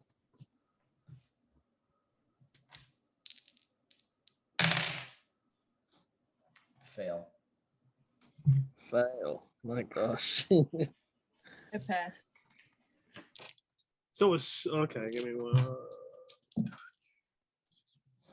So Estelle, you're the only one that seems to hear a noise, and then you hear the door to this room open as you guys are doing this. Mm-hmm. And that thing that was in the other room begins to like slide into the room with its big maw and its tentacle tongue come out and just kind of go blech, and this yellow bile just fills the room and just like so everybody can give me a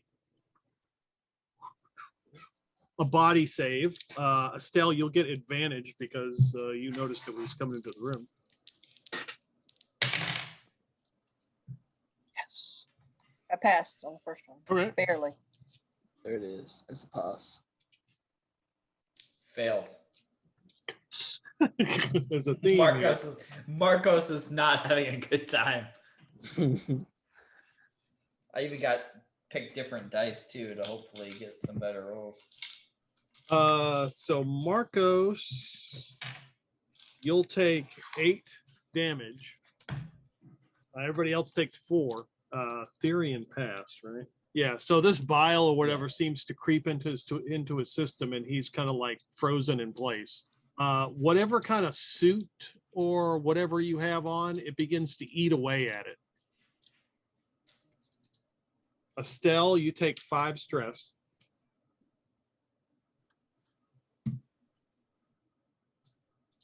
Dutch takes 4 more. And gosh, I'm rolling max. It's 6 stress for Marcos. As Yeah, you you know, looking I don't down, think your Marcos- suit is like being eaten. Yeah. And we're going to do panic rolls for everybody. So equal or lower than you panic. Equal and lower than you panic. Okay. So I'm panicked. All right. Marcos also panics. For some reason, Dutch does not. So panic. All right. So take your current, roll another 2d10, add them together, and then add your stress. So like the roll that we just did. So it's a separate roll, 2d10. Okay. All right. What'd you get? And then add your stress. Yep. I got 4. I rolled 4. So Okay. then I add my stress, which is 17. So I had 21. 21. You are rattled. You let out a blood-curdling scream, and you're disadvantaged on all rolls for 11 minutes.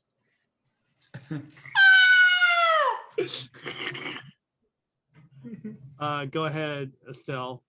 Minus 23 total. Okay, so for the next 9. Oh, okay. So what's your stress is what, 5 or 6? Stress is 8. Okay, for the next 8 days, whenever you encounter a stranger or known enemy, you must make a sanity save or else attack them immediately.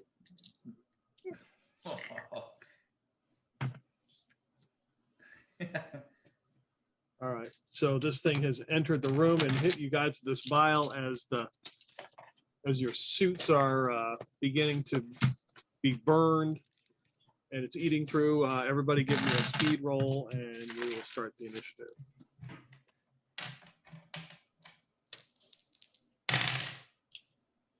Nice. Passed. Nope, I failed. Marcos is going to go as far away as he can from this thing, to like the opposite corner of Okay. the room, and he's going to shoot it with a rigging gun. Nice. So it's a combat roll. That's a fail. You do have a hustle point. I'm going to use it. That was an even worse roll. Oh, actually, no, I had disadvantage on those. Oh, yeah, that's right. So, yeah, they both failed. So I'm going to use my hustle point to re-roll at disadvantage. So that's, well, it doesn't matter. That one fails too. So, yeah. It goes wide and clinks off to this thing's side, and he starts retracting the points. Okay.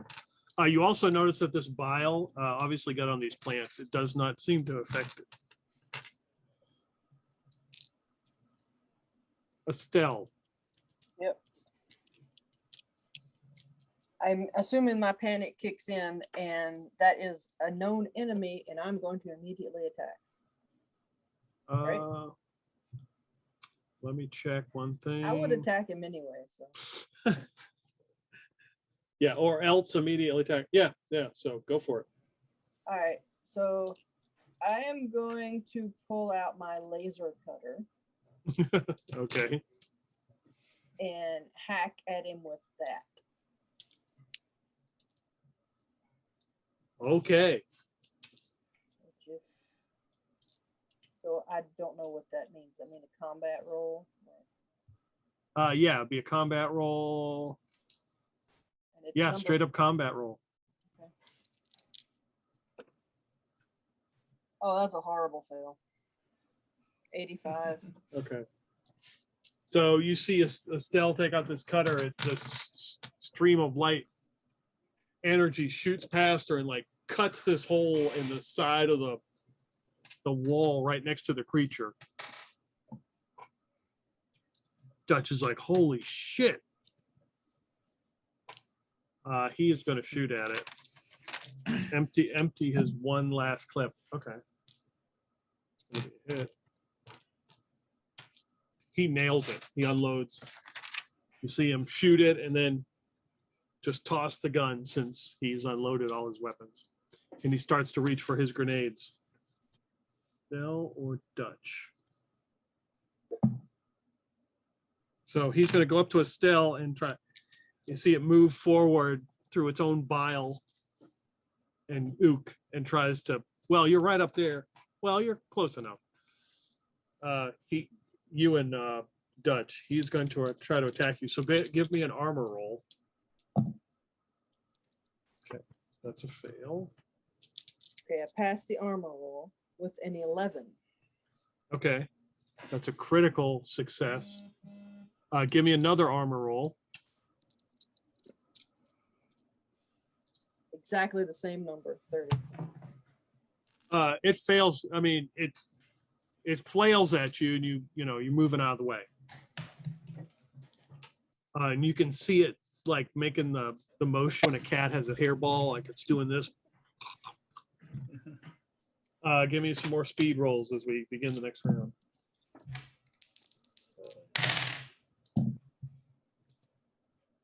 Fail. I rolled a 77, so that's a critical fail. Okay. All right. You guys are first. Estelle, you'll go last. So Marcos, you can go.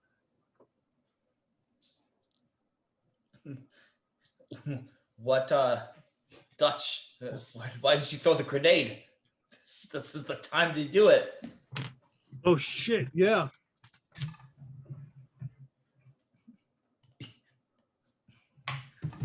Marcos is gonna shoot at this thing with a rigging gun.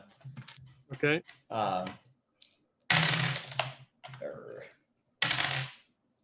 Fail. Well, yeah, it was a fail anyway. So it goes wide. And again, it's pulling it back up, but it like has to go through the bile, some of it, as Yeah. it kind of drags. So it's probably corroding it somewhat.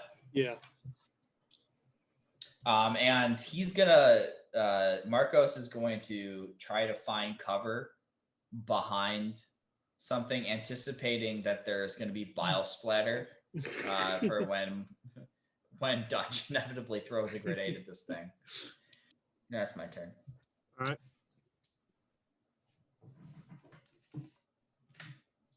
So Dutch is going to. So Dutch grabs a grenade and tries to run up and like cram it in there, but he misses and like gets stuck in the folds. And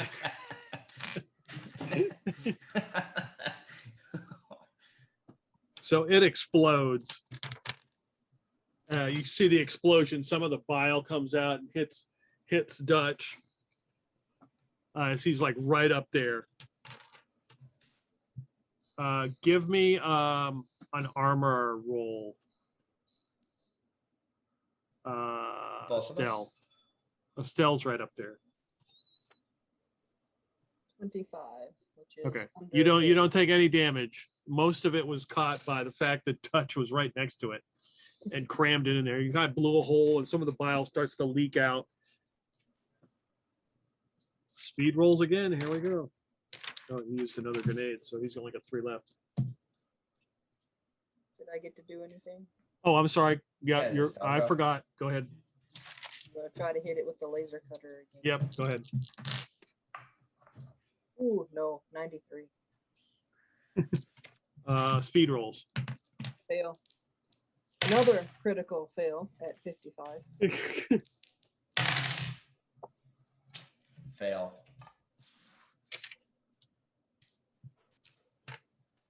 Dutch. Okay. He's in combat with this thing.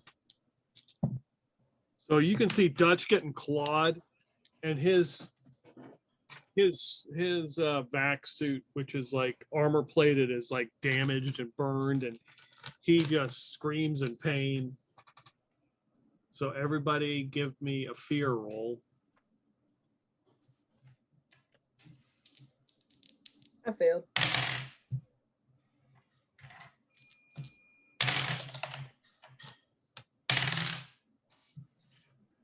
Darn disadvantage. I also failed. All right.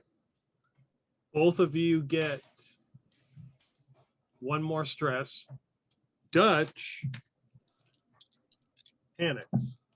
He's got the same thing that Estelle has. As you see his resolve, he gets focused on this thing and grabs like 2 grenades. He goes and just tries to cram them into it. So there's an explosion, and half this thing is like blown apart. And then Dutch is hit, and you can just see him there. He's kind of like just, I guess the magnetic boots would keep him there. He just kind of, you see his arms just kind of moving. He looks lifeless. You guys take one more stress. You guys are up. All right. No attack I'm going to make is going to hit. And he blew the last 2 grenades. Did he kill this thing? Is this thing still alive? No, this thing looks still like it's alive. It's half of it's blown apart, bile everywhere, and it's got like one claw that's working. It seems to be. I think we should just run. Let me just cut our losses.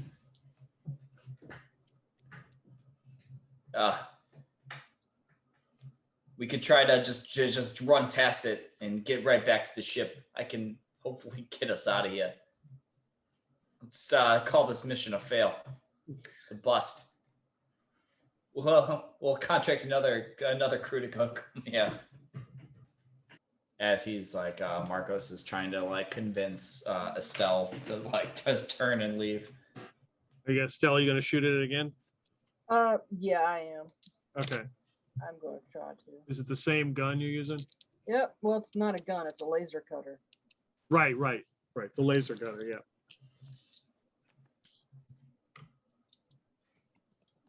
Oof, so close. Nope. You do have a hustle point if you wish to use it. What's that mean? I get to re-roll? Yep. All right, I'll re-roll. Nope, still no. So Estelle is just cutting holes into the back of this room with this laser cutter. Marcos is going to jump through one of those holes. Okay. And try to run, just jump through that hole, one of those holes. When he gets if he gets through and then gets to the other room, he's going to turn and try to actually, no, what he would do is he would because I assume he has to run past this creature. Mm-hmm. He would just pull out his vibrachete and just swing wildly, trying to mad dash and swinging eyes closed. Okay. Well, yeah, it's a fail. So it's a fail on hitting it. Okay. Give me a speed roll. I believe it's also fail. Yeah, that was a 94 and a 98.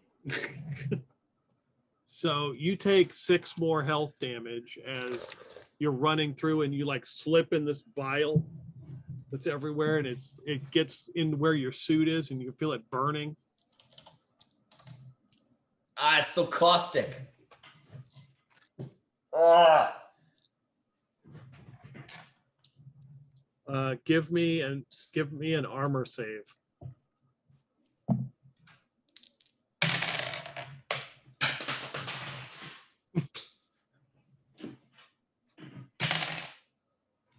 Hey, that one would have made it, but we'll second one. Nope. You take 3 No, damage failed. as it claws at you as you go by.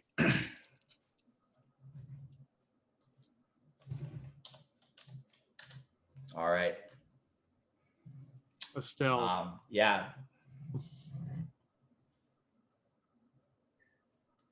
Is there anything in this room that I can use against him chemically?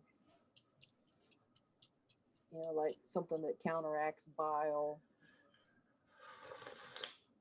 I guess it'd be more chance of that back in the life science room. Yeah. I'm gonna head back to the life science room and see if I can find something that I can use against him. So I do have chemistry as one of my skills. Okay. Give me a speed roll. Oof, nope, critical fail. So you go to run by, you take 4 damage. You didn't make it out of the room. You slipped and I mean, the magnetic, I mean, there are magnetic boots, but it's like hard to move. It's hard to get traction. Marcos.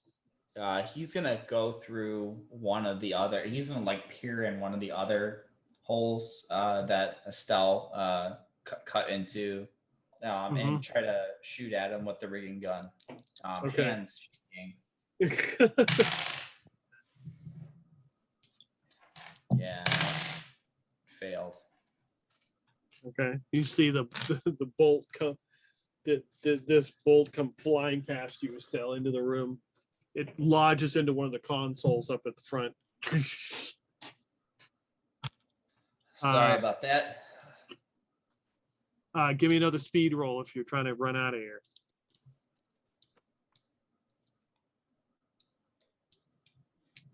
Did I make it out last turn? Yeah, you made it out. Okay. Estelle. Oh, speed run? Yep. Speed roll. I made this one. 0-9. Okay. Yeah. You move by, it's just kind of moving its claw around, and you just kind of get by it, and you're out of that room. Okay, and I'm headed to the life science room to try to mix up some chemical batch of something or another. Okay, so you move back into the engine room as this crystal is on the floor, and you enter the life science room with all the glass and the books. Yep. I will give you a chemistry roll. Based on intellect. Yep. So it'll be 47. Ooh, barely. 46. So there's enough searching, there's enough pieces, parts, chemical agents that you are able to come up with something that you could basically throw on this thing that would neutralize the bile. Okay. So I'm going to try to scrounge around and get something together. Okay. Marcos. Marcos is like, so in the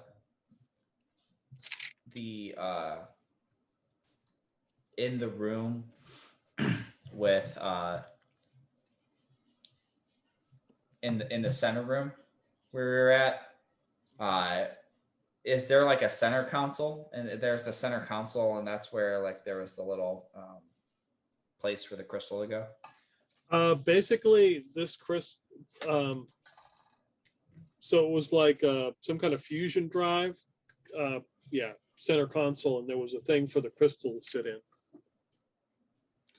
So like Marcos is going to like run and hide behind this thing, and like as he looks down and he sees the crystal, he's like shaking. He's gonna be like, anything will work, and he's gonna try to like shakily like put this thing in.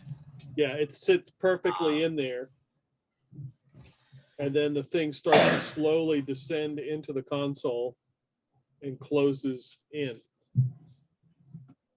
The first thing you notice is that you hear something drop and like bounce on the floor, and it's the pill that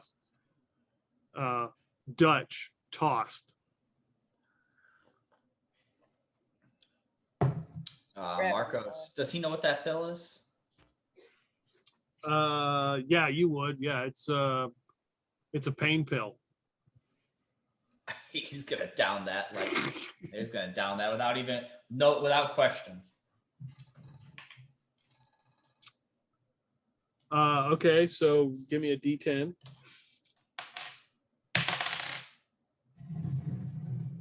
That's a 0.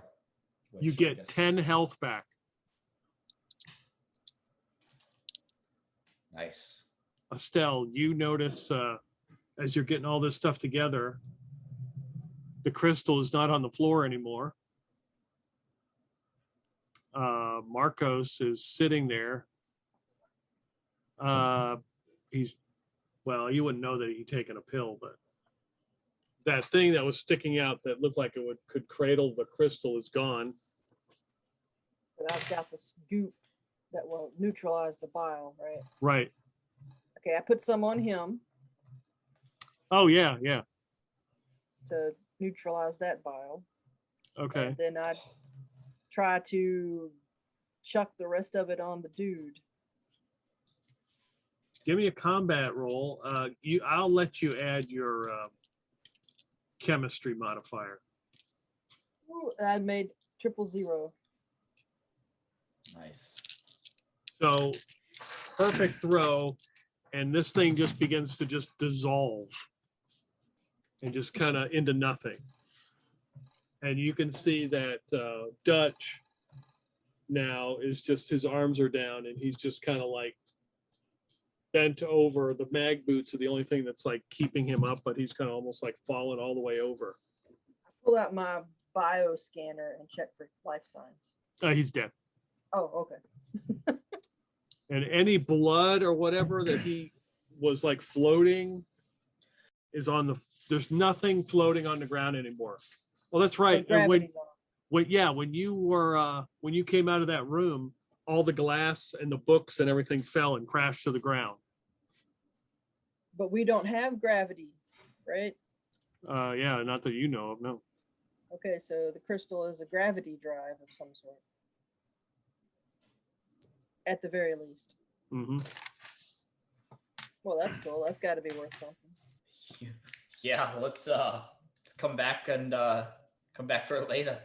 Well, the what engine else? should work.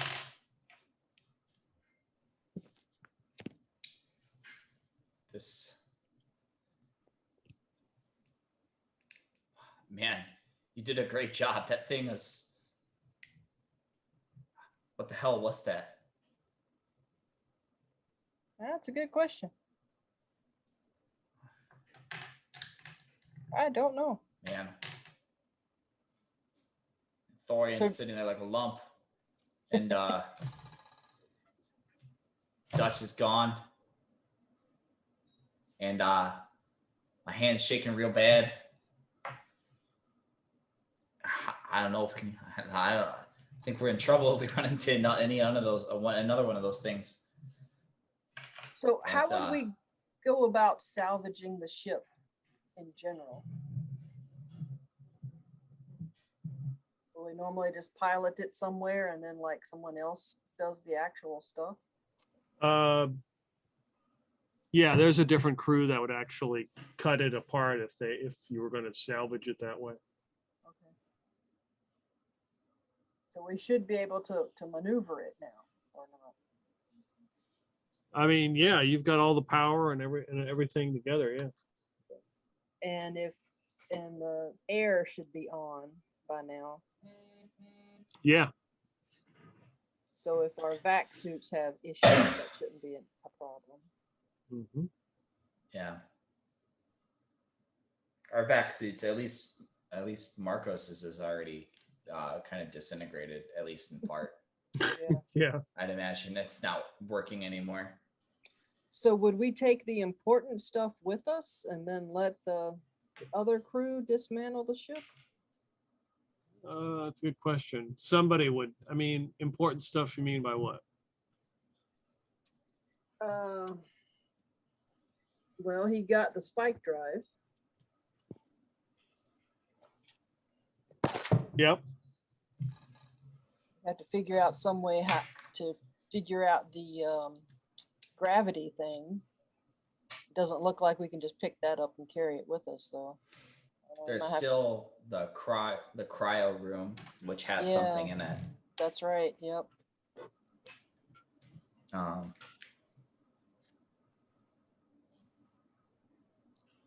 Or we just go back and nuke it from orbit and just to be safe. I would feel great about that plan. This place is freaking me out. He also has like a 19 stress, so it's like about as high as it's like assuming the max is 20 since you're rolling 2d10. Like Marcus is like he's visibly shaking, like his eyes are like wide and he cannot close them. And he's tweaking real bad. So considering all the life forms on here have all been bad news, I'm not so sure how enthused I would be about opening the other door. You got that right. We should just take what we can get and get out of here before it's over. I mean, we still have Chamberlain. That's got to be worth something. Yep, that's true. So as you're doing that, you realize the plants that were growing are now start to grow again, and they're growing into this engine room at a rapid rate. What do you mean they're growing into it? Like like before they were growing like under the door and stuff from that other room. Now that you can see they're growing more, like they're spreading up on the walls and on the floor. When we were in there, was there and I guess like maybe Marcos would check out, but does it look like they have a source? Like they're growing from somewhere? It was hard to determine if there was actually a source. And they're like growing around that console. And then they're growing onto the floor. Moving pretty fast. Like now it's like making its way into the life science room. Does your scanners tell you anything about those plants? They're Just as far as the bioscanner goes, they're just plants. I've never seen anything like them. These plants are probably from corporate. Some magic, some dark magic with this, or it's from Sindhu. They would brew something like this. Would there be any kind of viable sample vials that are not broken back in the? Yeah. So to take a sample with you. Yes. Okay. Yeah, let's do that. So as these plants start like growing and kind of spreading, Marcos is going to be like also at like kind of to keep in pace with the plants growing and be backing up towards the exit. The exit. Yep. Yeah, because they seem to be growing very fast. Yeah, I think a hasty retreat's probably going to be a good idea. And I'd take my plant sample with me. There's nothing I can do about the gravity thing. Oh, I know. maybe can I download any of the information off of the terminals into something? Can I do like a database dump? Excuse me. Yeah, give me a computers roll. All right, roll a 23. Okay, you get past Thorian's rave protocols he's got on there, and are able to get some sort of database as you guys are just retreating. And as you're retreating into the galley, as the vines are just, they seem to be growing faster and faster. And flowers are blooming, and the door opens, and you guys like are retreating backwards.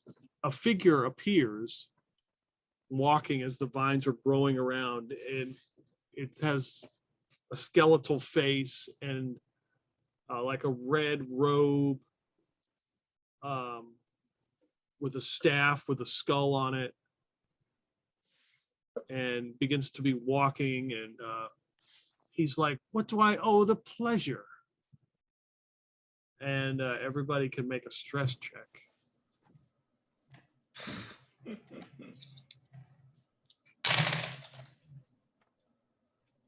Well, definitely fail. I don't know what number I'm rolling against, but I rolled an 86. Okay, so an 8 and a 6 is a 14. So you add, it's 2d10. So if you roll over your current stress, Yes. okay. If you roll over your current stress, you don't panic. If you roll under or lower, you panic. Marcos definitely panics. I do not panic. Okay, so Marcos, give me another 2d10 roll and add your stress to it.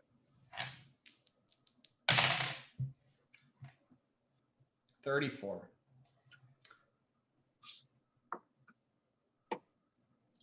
So as this guy says this, you could see Marcos goes.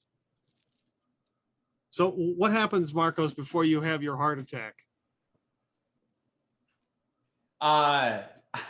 Before Marcos has a heart attack, I'm going to use my Teamster ability to re-roll Yes. a roll on the panic table.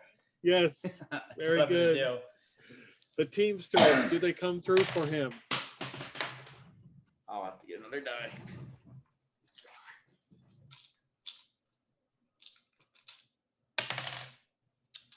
That's the exact same roll. So no, they do not. It'd be it's a 34, I think. Yeah, it's a 34. So yeah, that's the exact same roll. All right. It was not meant to be. So I'm describing a heart attack. Yes. He feels a pain, or Marcos feels this sharp pain in his left arm, and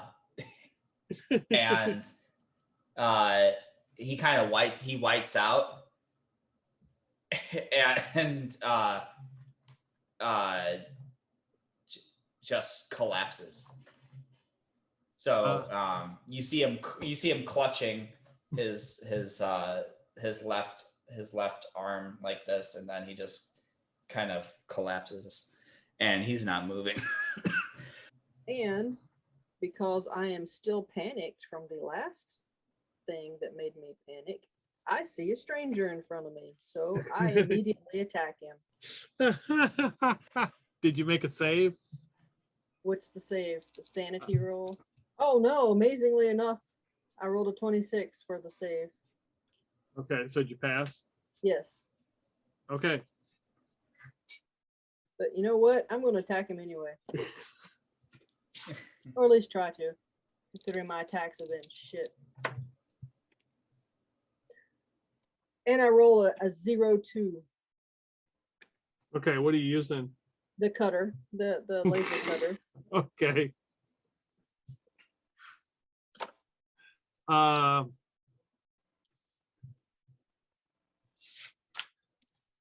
Okay. Yeah, roll a D100.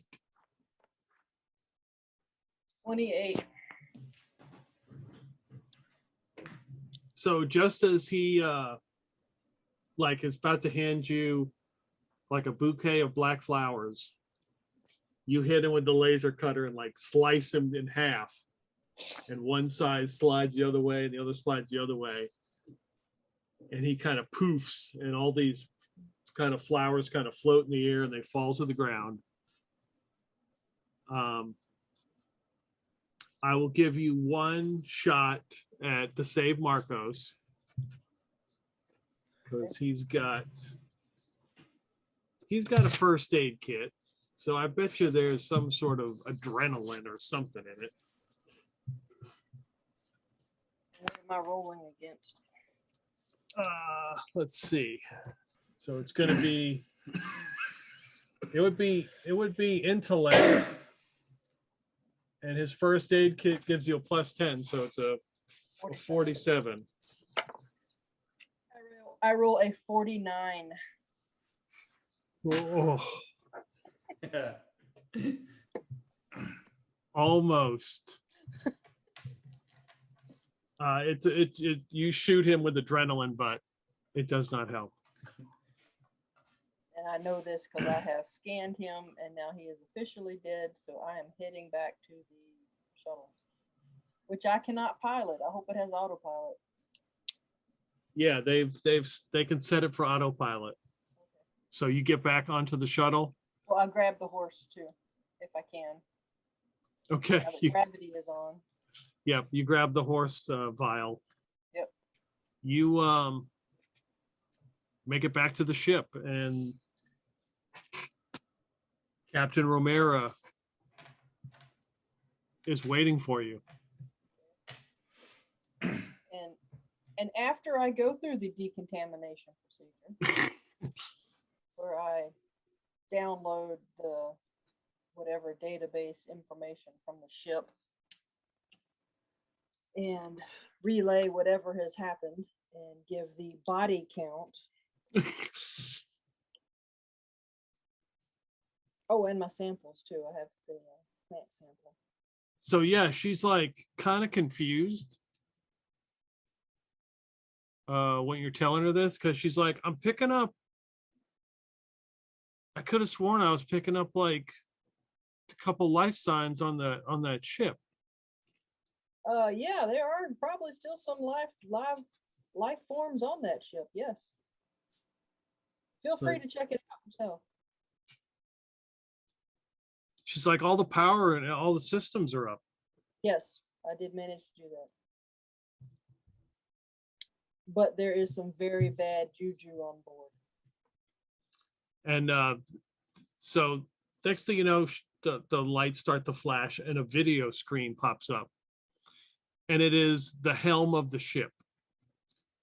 And it's got like a bunch of flowers, and it's like you're looking at like I said, like a jungle.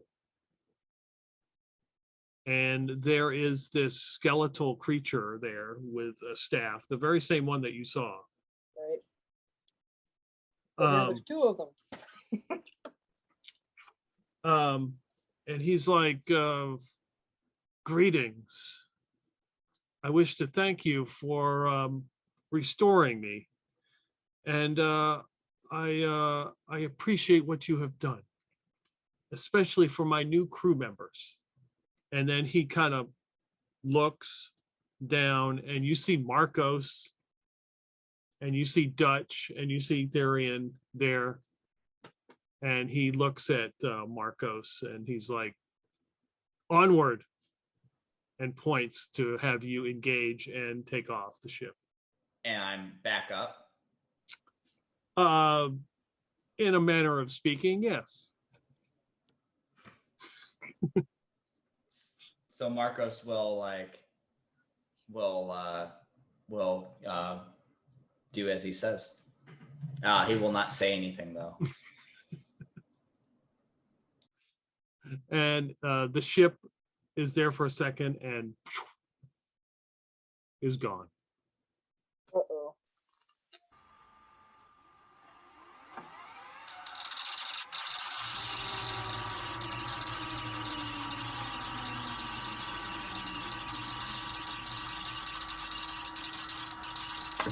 Beep boop. Beep boop, beep boop, beep boop. So Marcos put the crystal in, Oh yeah. and it was artificial gravity. Okay. And all It the was flowers. artificial gravity, so everything just fell down. Yeah. So your pill fell to the ground and he took it. Marcos looks in really bad shape. Okay. And Dutch is dead. Oh, Dutch is dead, Yeah. and Marcos is like dying, kind of thing. He looks really stressed, man. Oh, okay. I'd be like, what is it? Like, medication protocol activate, and I would just start feeding you pills. Oh, Let's see, what pills you got? I've got the pain pills. Yep. I've got nanotech pills if he needs them, and if he's really like wounded, I can shove a stim pack in him.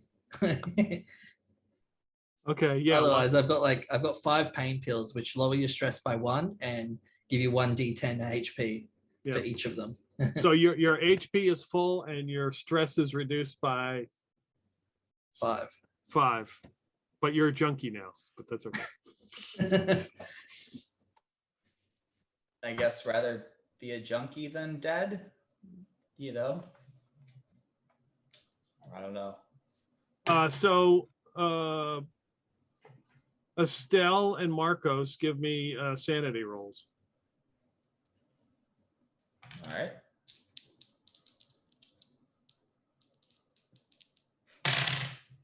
It does not make it.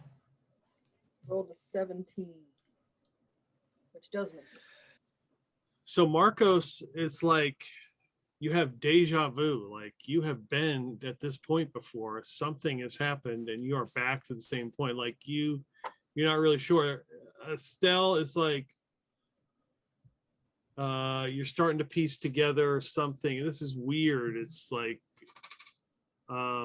some sort of figure is going to appear, like some sort of skeletal creature is going to show up. What's going on, man? I've been here before, but not really. I don't know. Thorian, you started working again. Everything is completely fine. Beep boop. And you realize that Is Estelle made something that neutralized the bile, and she's put it. I'm going to assume she put it on Thorian because Thorian had some of it on him too. So it's not burning through you anymore because everybody's suits are burned. And Oh, I have a 10% to body saves to repel disease, poison. I don't know if that helps, but yeah, okay. So I'm covered. So I was covered in poison. you had some of that bile from. Were you here when the creature puked the bile? Yeah. I just left after that. I think. Yeah, Just in time. just in time, huh? Yeah, some of it had gotten on you. And it's been neutralized. The black vines and flowers and stuff are growing everywhere on the floor and out of that room. Once the crystal was inserted into this console that runs the main propulsion power of the ship, all the vines and stuff start growing, like at a rapid pace. Like they're in the life science room growing, and they're sprouting these black flowers. It's actually really pretty. And is this as a result of the gravity change? The two seem to be connected. Okay. Well, I would calculating variables, beep, boop, and then I would walk outside the room towards the crystal and try to take it out. It's inside the console. Oh, inside the console. Okay. Yeah, I thought it was in that like. It was, Oh, and then when went it got put in there, absorbed in. Yep. Okay. Is there a interface or something that I can? Yeah. Cool. I'm gonna hack it. All right, give me a hack and roll. dice roller. We got a 41, which I think is a pass. Might be very close. You know what? I think it is a pass for you. 25 plus I'm an expert. It's 15. is 40. Oh, I failed by 1. So you're messing with the console. You're real close to figuring this out. And you guys see in the room appearing with all the flowers and stuff, this skeletal creature that's wearing a red robe and it's got a staff with a skull on it and is a skeleton. He says, "I wish to thank you." This isn't real. This isn't life. This is a dream. Who are you? Who am I? We're all dead. Oh man. Especially Dutch, and then me. And this is when we do our stress check again to see if everybody passed. So give me a stress roll. I can do this all day. Big save. So it's 2d10. You add the numbers together. If Oh, you roll, 2d10. Oh, Yep. okay. Add the numbers if you roll Fail. over your current stress. Even with your minus that's been removed. Oh shit. I still have 14 stress. Damn. Okay. So am I trying to roll under or over my current stress? You roll over your current stress, you don't panic. Okay. No, I do not panic.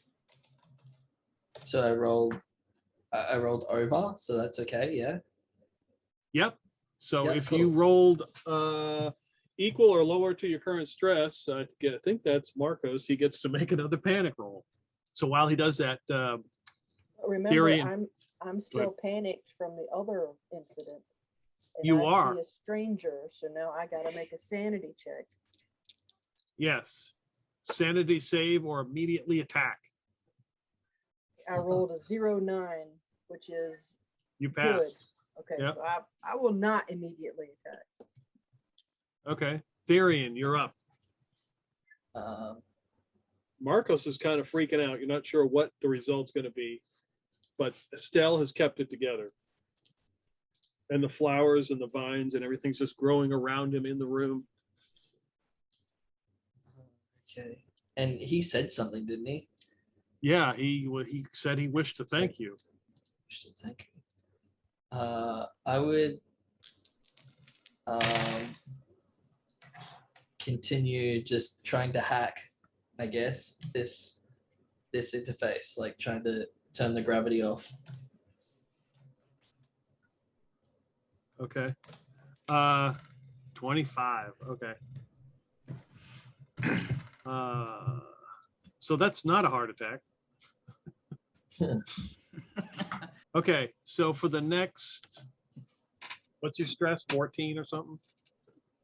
14. Next 14 days, make a panic check whenever a nearby crew member fails a save. Oh boy. Don't make us do speed saves or whatever. Oh, saves. Oh, they're different. Okay. Okay, so give me another roll. I'll give you advantage this time since you getting a second crack at it. Yeah, I think I already got it. I got a 4 for my first one. Yeah, Okay, 17 yeah. for the next, yeah. So you open it up and the crystal comes back out, in the cup. And the guy he turns and he looks at you and he's like, "Why would you do that?" Deactivating gravity. Beep boop. And I just rip it out. So as he does that, he screams in agony and vanishes. Everything kind of like falls to the ground as the plants just stop growing. You can feel the ship, Yeah. the whole ship itself just kind of like lurch. Like something impacted and hit it. What was that? Who was that guy? Oh man. This is we should go. I go to the terminal to try to see what that was that hit the ship. So, showing it basically it looks like magnetic clamps or something have been attached to it. You're being like pulled by something. Why would that happen? Would our company do that? Yeah, is that like does the I mean, that's what they would do to tow a the- ship. Yeah. Do we have comms with our whatever tow ship? Right now, no. Well, I'm glad that thing is gone. It was really close there. Felt like that played out in a different way before, but I'm glad to hear Thorian. Look, man, I need another one of those pills. Medical protocol I'm, activate. Marcus, you will be okay. And I pat Look, you dude, that beep, beep on the shoulder. is not the medicine I need, man. Scanning But, for mental illnesses. Beep, boom. I sense many disorders. You will be okay. Also, Boom, boom, boom. This is the Delta Cherub, Captain Romero. Can anybody hear me? Anybody? this Is is that, Marcus. Mark, is it? Oh, could hear your voice. And Estelle and Thorian. We're here. Okay, good. Well, that's good. Everything okay? not really. Everything going to protocol. Okay. Besides what Thorian says, is We everything are okay? in phase 3. I give a very quick rundown that there are some life forms on here we have not encountered before. Okay, well, the ship you're on slipped into that nebula. For at least 6 or 8 hours. What? We're pulling you out right now. We finally got sight of the ship. Wait a minute. You're telling me we went into the nebula? I thought anything that goes in the nebula it dies. It's gone.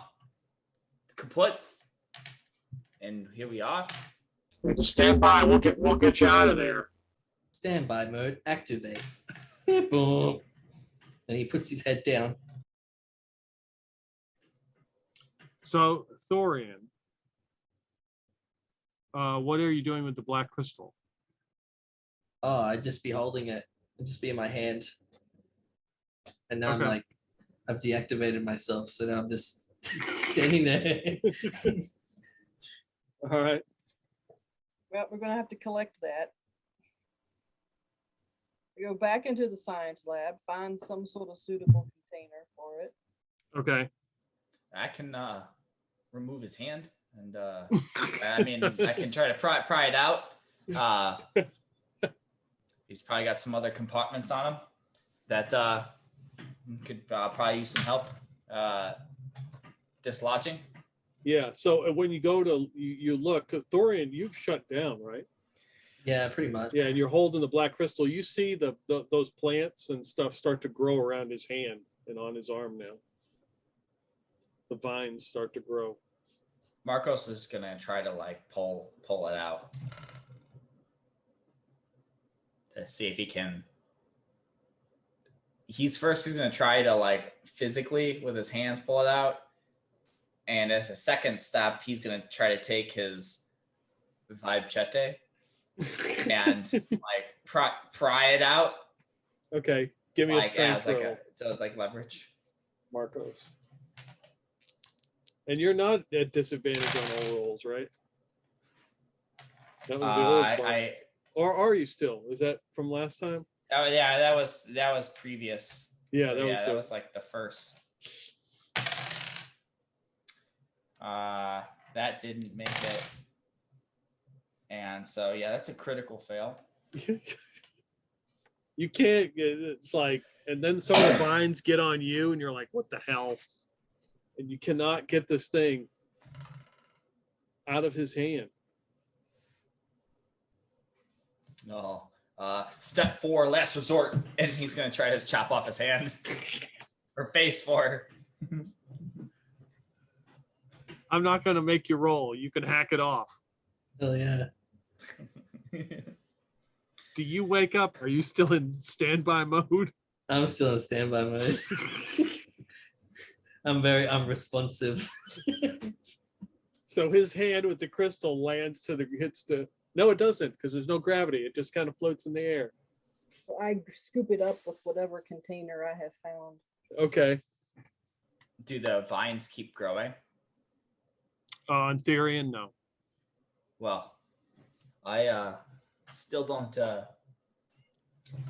I still feel like I think we still think we should get away from the command center. This is not good. Still freaking me out. Maybe drag Therian, let him leave. Try to drag him. I guess he helped me out. Yeah, so as you like say, drag him out or whatever, he's like his chest lights up and you can see like basic like controls to like move him around, like you can press forward and he'll just walk forward or whatever. Okay. Are we walking back to the shuttle? All right, you guys proceed back to the shuttle, get your horse sample And the spike drive. and the spike drive. Oh, and that black creature thing, the winged creature. Yeah. Yep, you grab that Yep. and you get into the shuttle. You don't have to pilot. It's been put on autopilot. You know, once we get back to the shuttle, I assume we can definitely talk to our ship. Yeah, this is Delta Cherub. Captain Romero, you headed out, you returning. We put you on Yes. autopilot. Okay.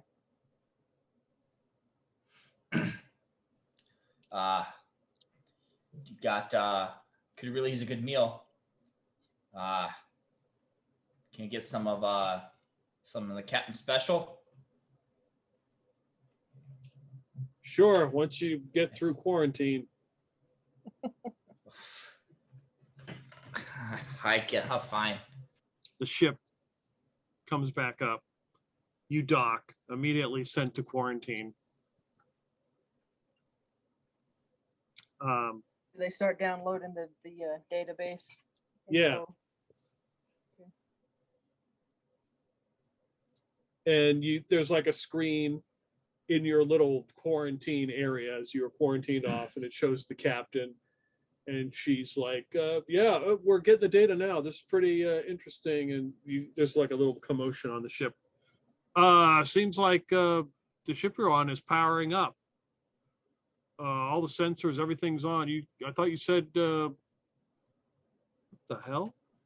And the screen comes on, and you see Dutch. And he's like, good to see you, Captain. Until we meet again. And then the screen goes blank. And you hear the ship take off and leave. Does it go into the nebula or somewhere else?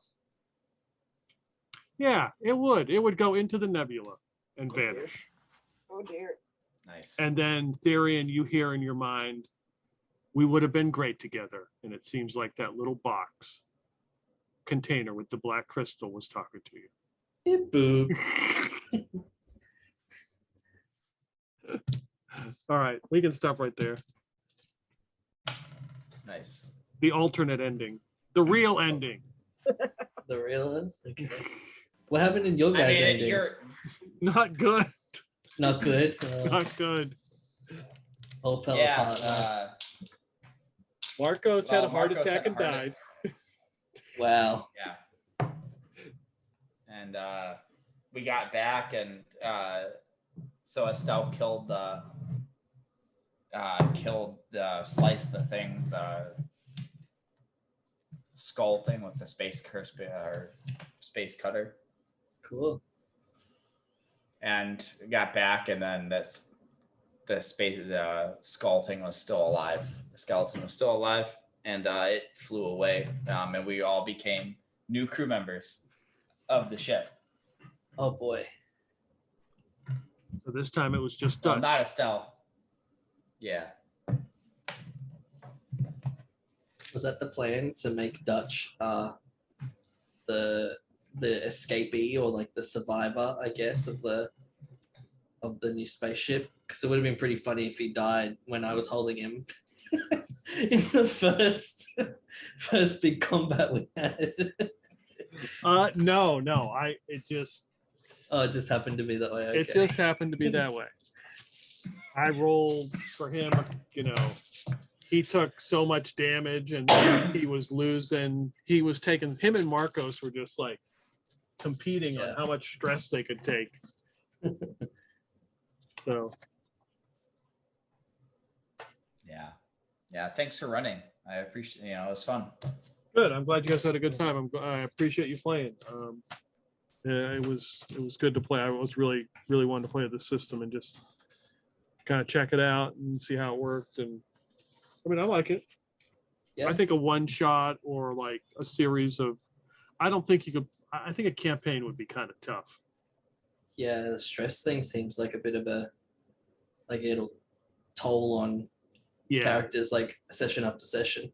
Yeah, I mean, and you got to relieve it and stuff. I think, well, I guess with anything you could make a campaign out of it. It just seems like with this one it might be a little harder. I think you could like run a dungeon with this system really well. I think. Like the stress just building up and building up. Yeah, like going on like some weird planet or something, and shit like that. Yeah. Thanks for hopping in, Tish. Yeah, thanks for playing. Very good. Thank you very much. See, it wasn't so bad. All right. Have a good night, guys. All right, take it easy. Thanks, guys. Happy Halloween.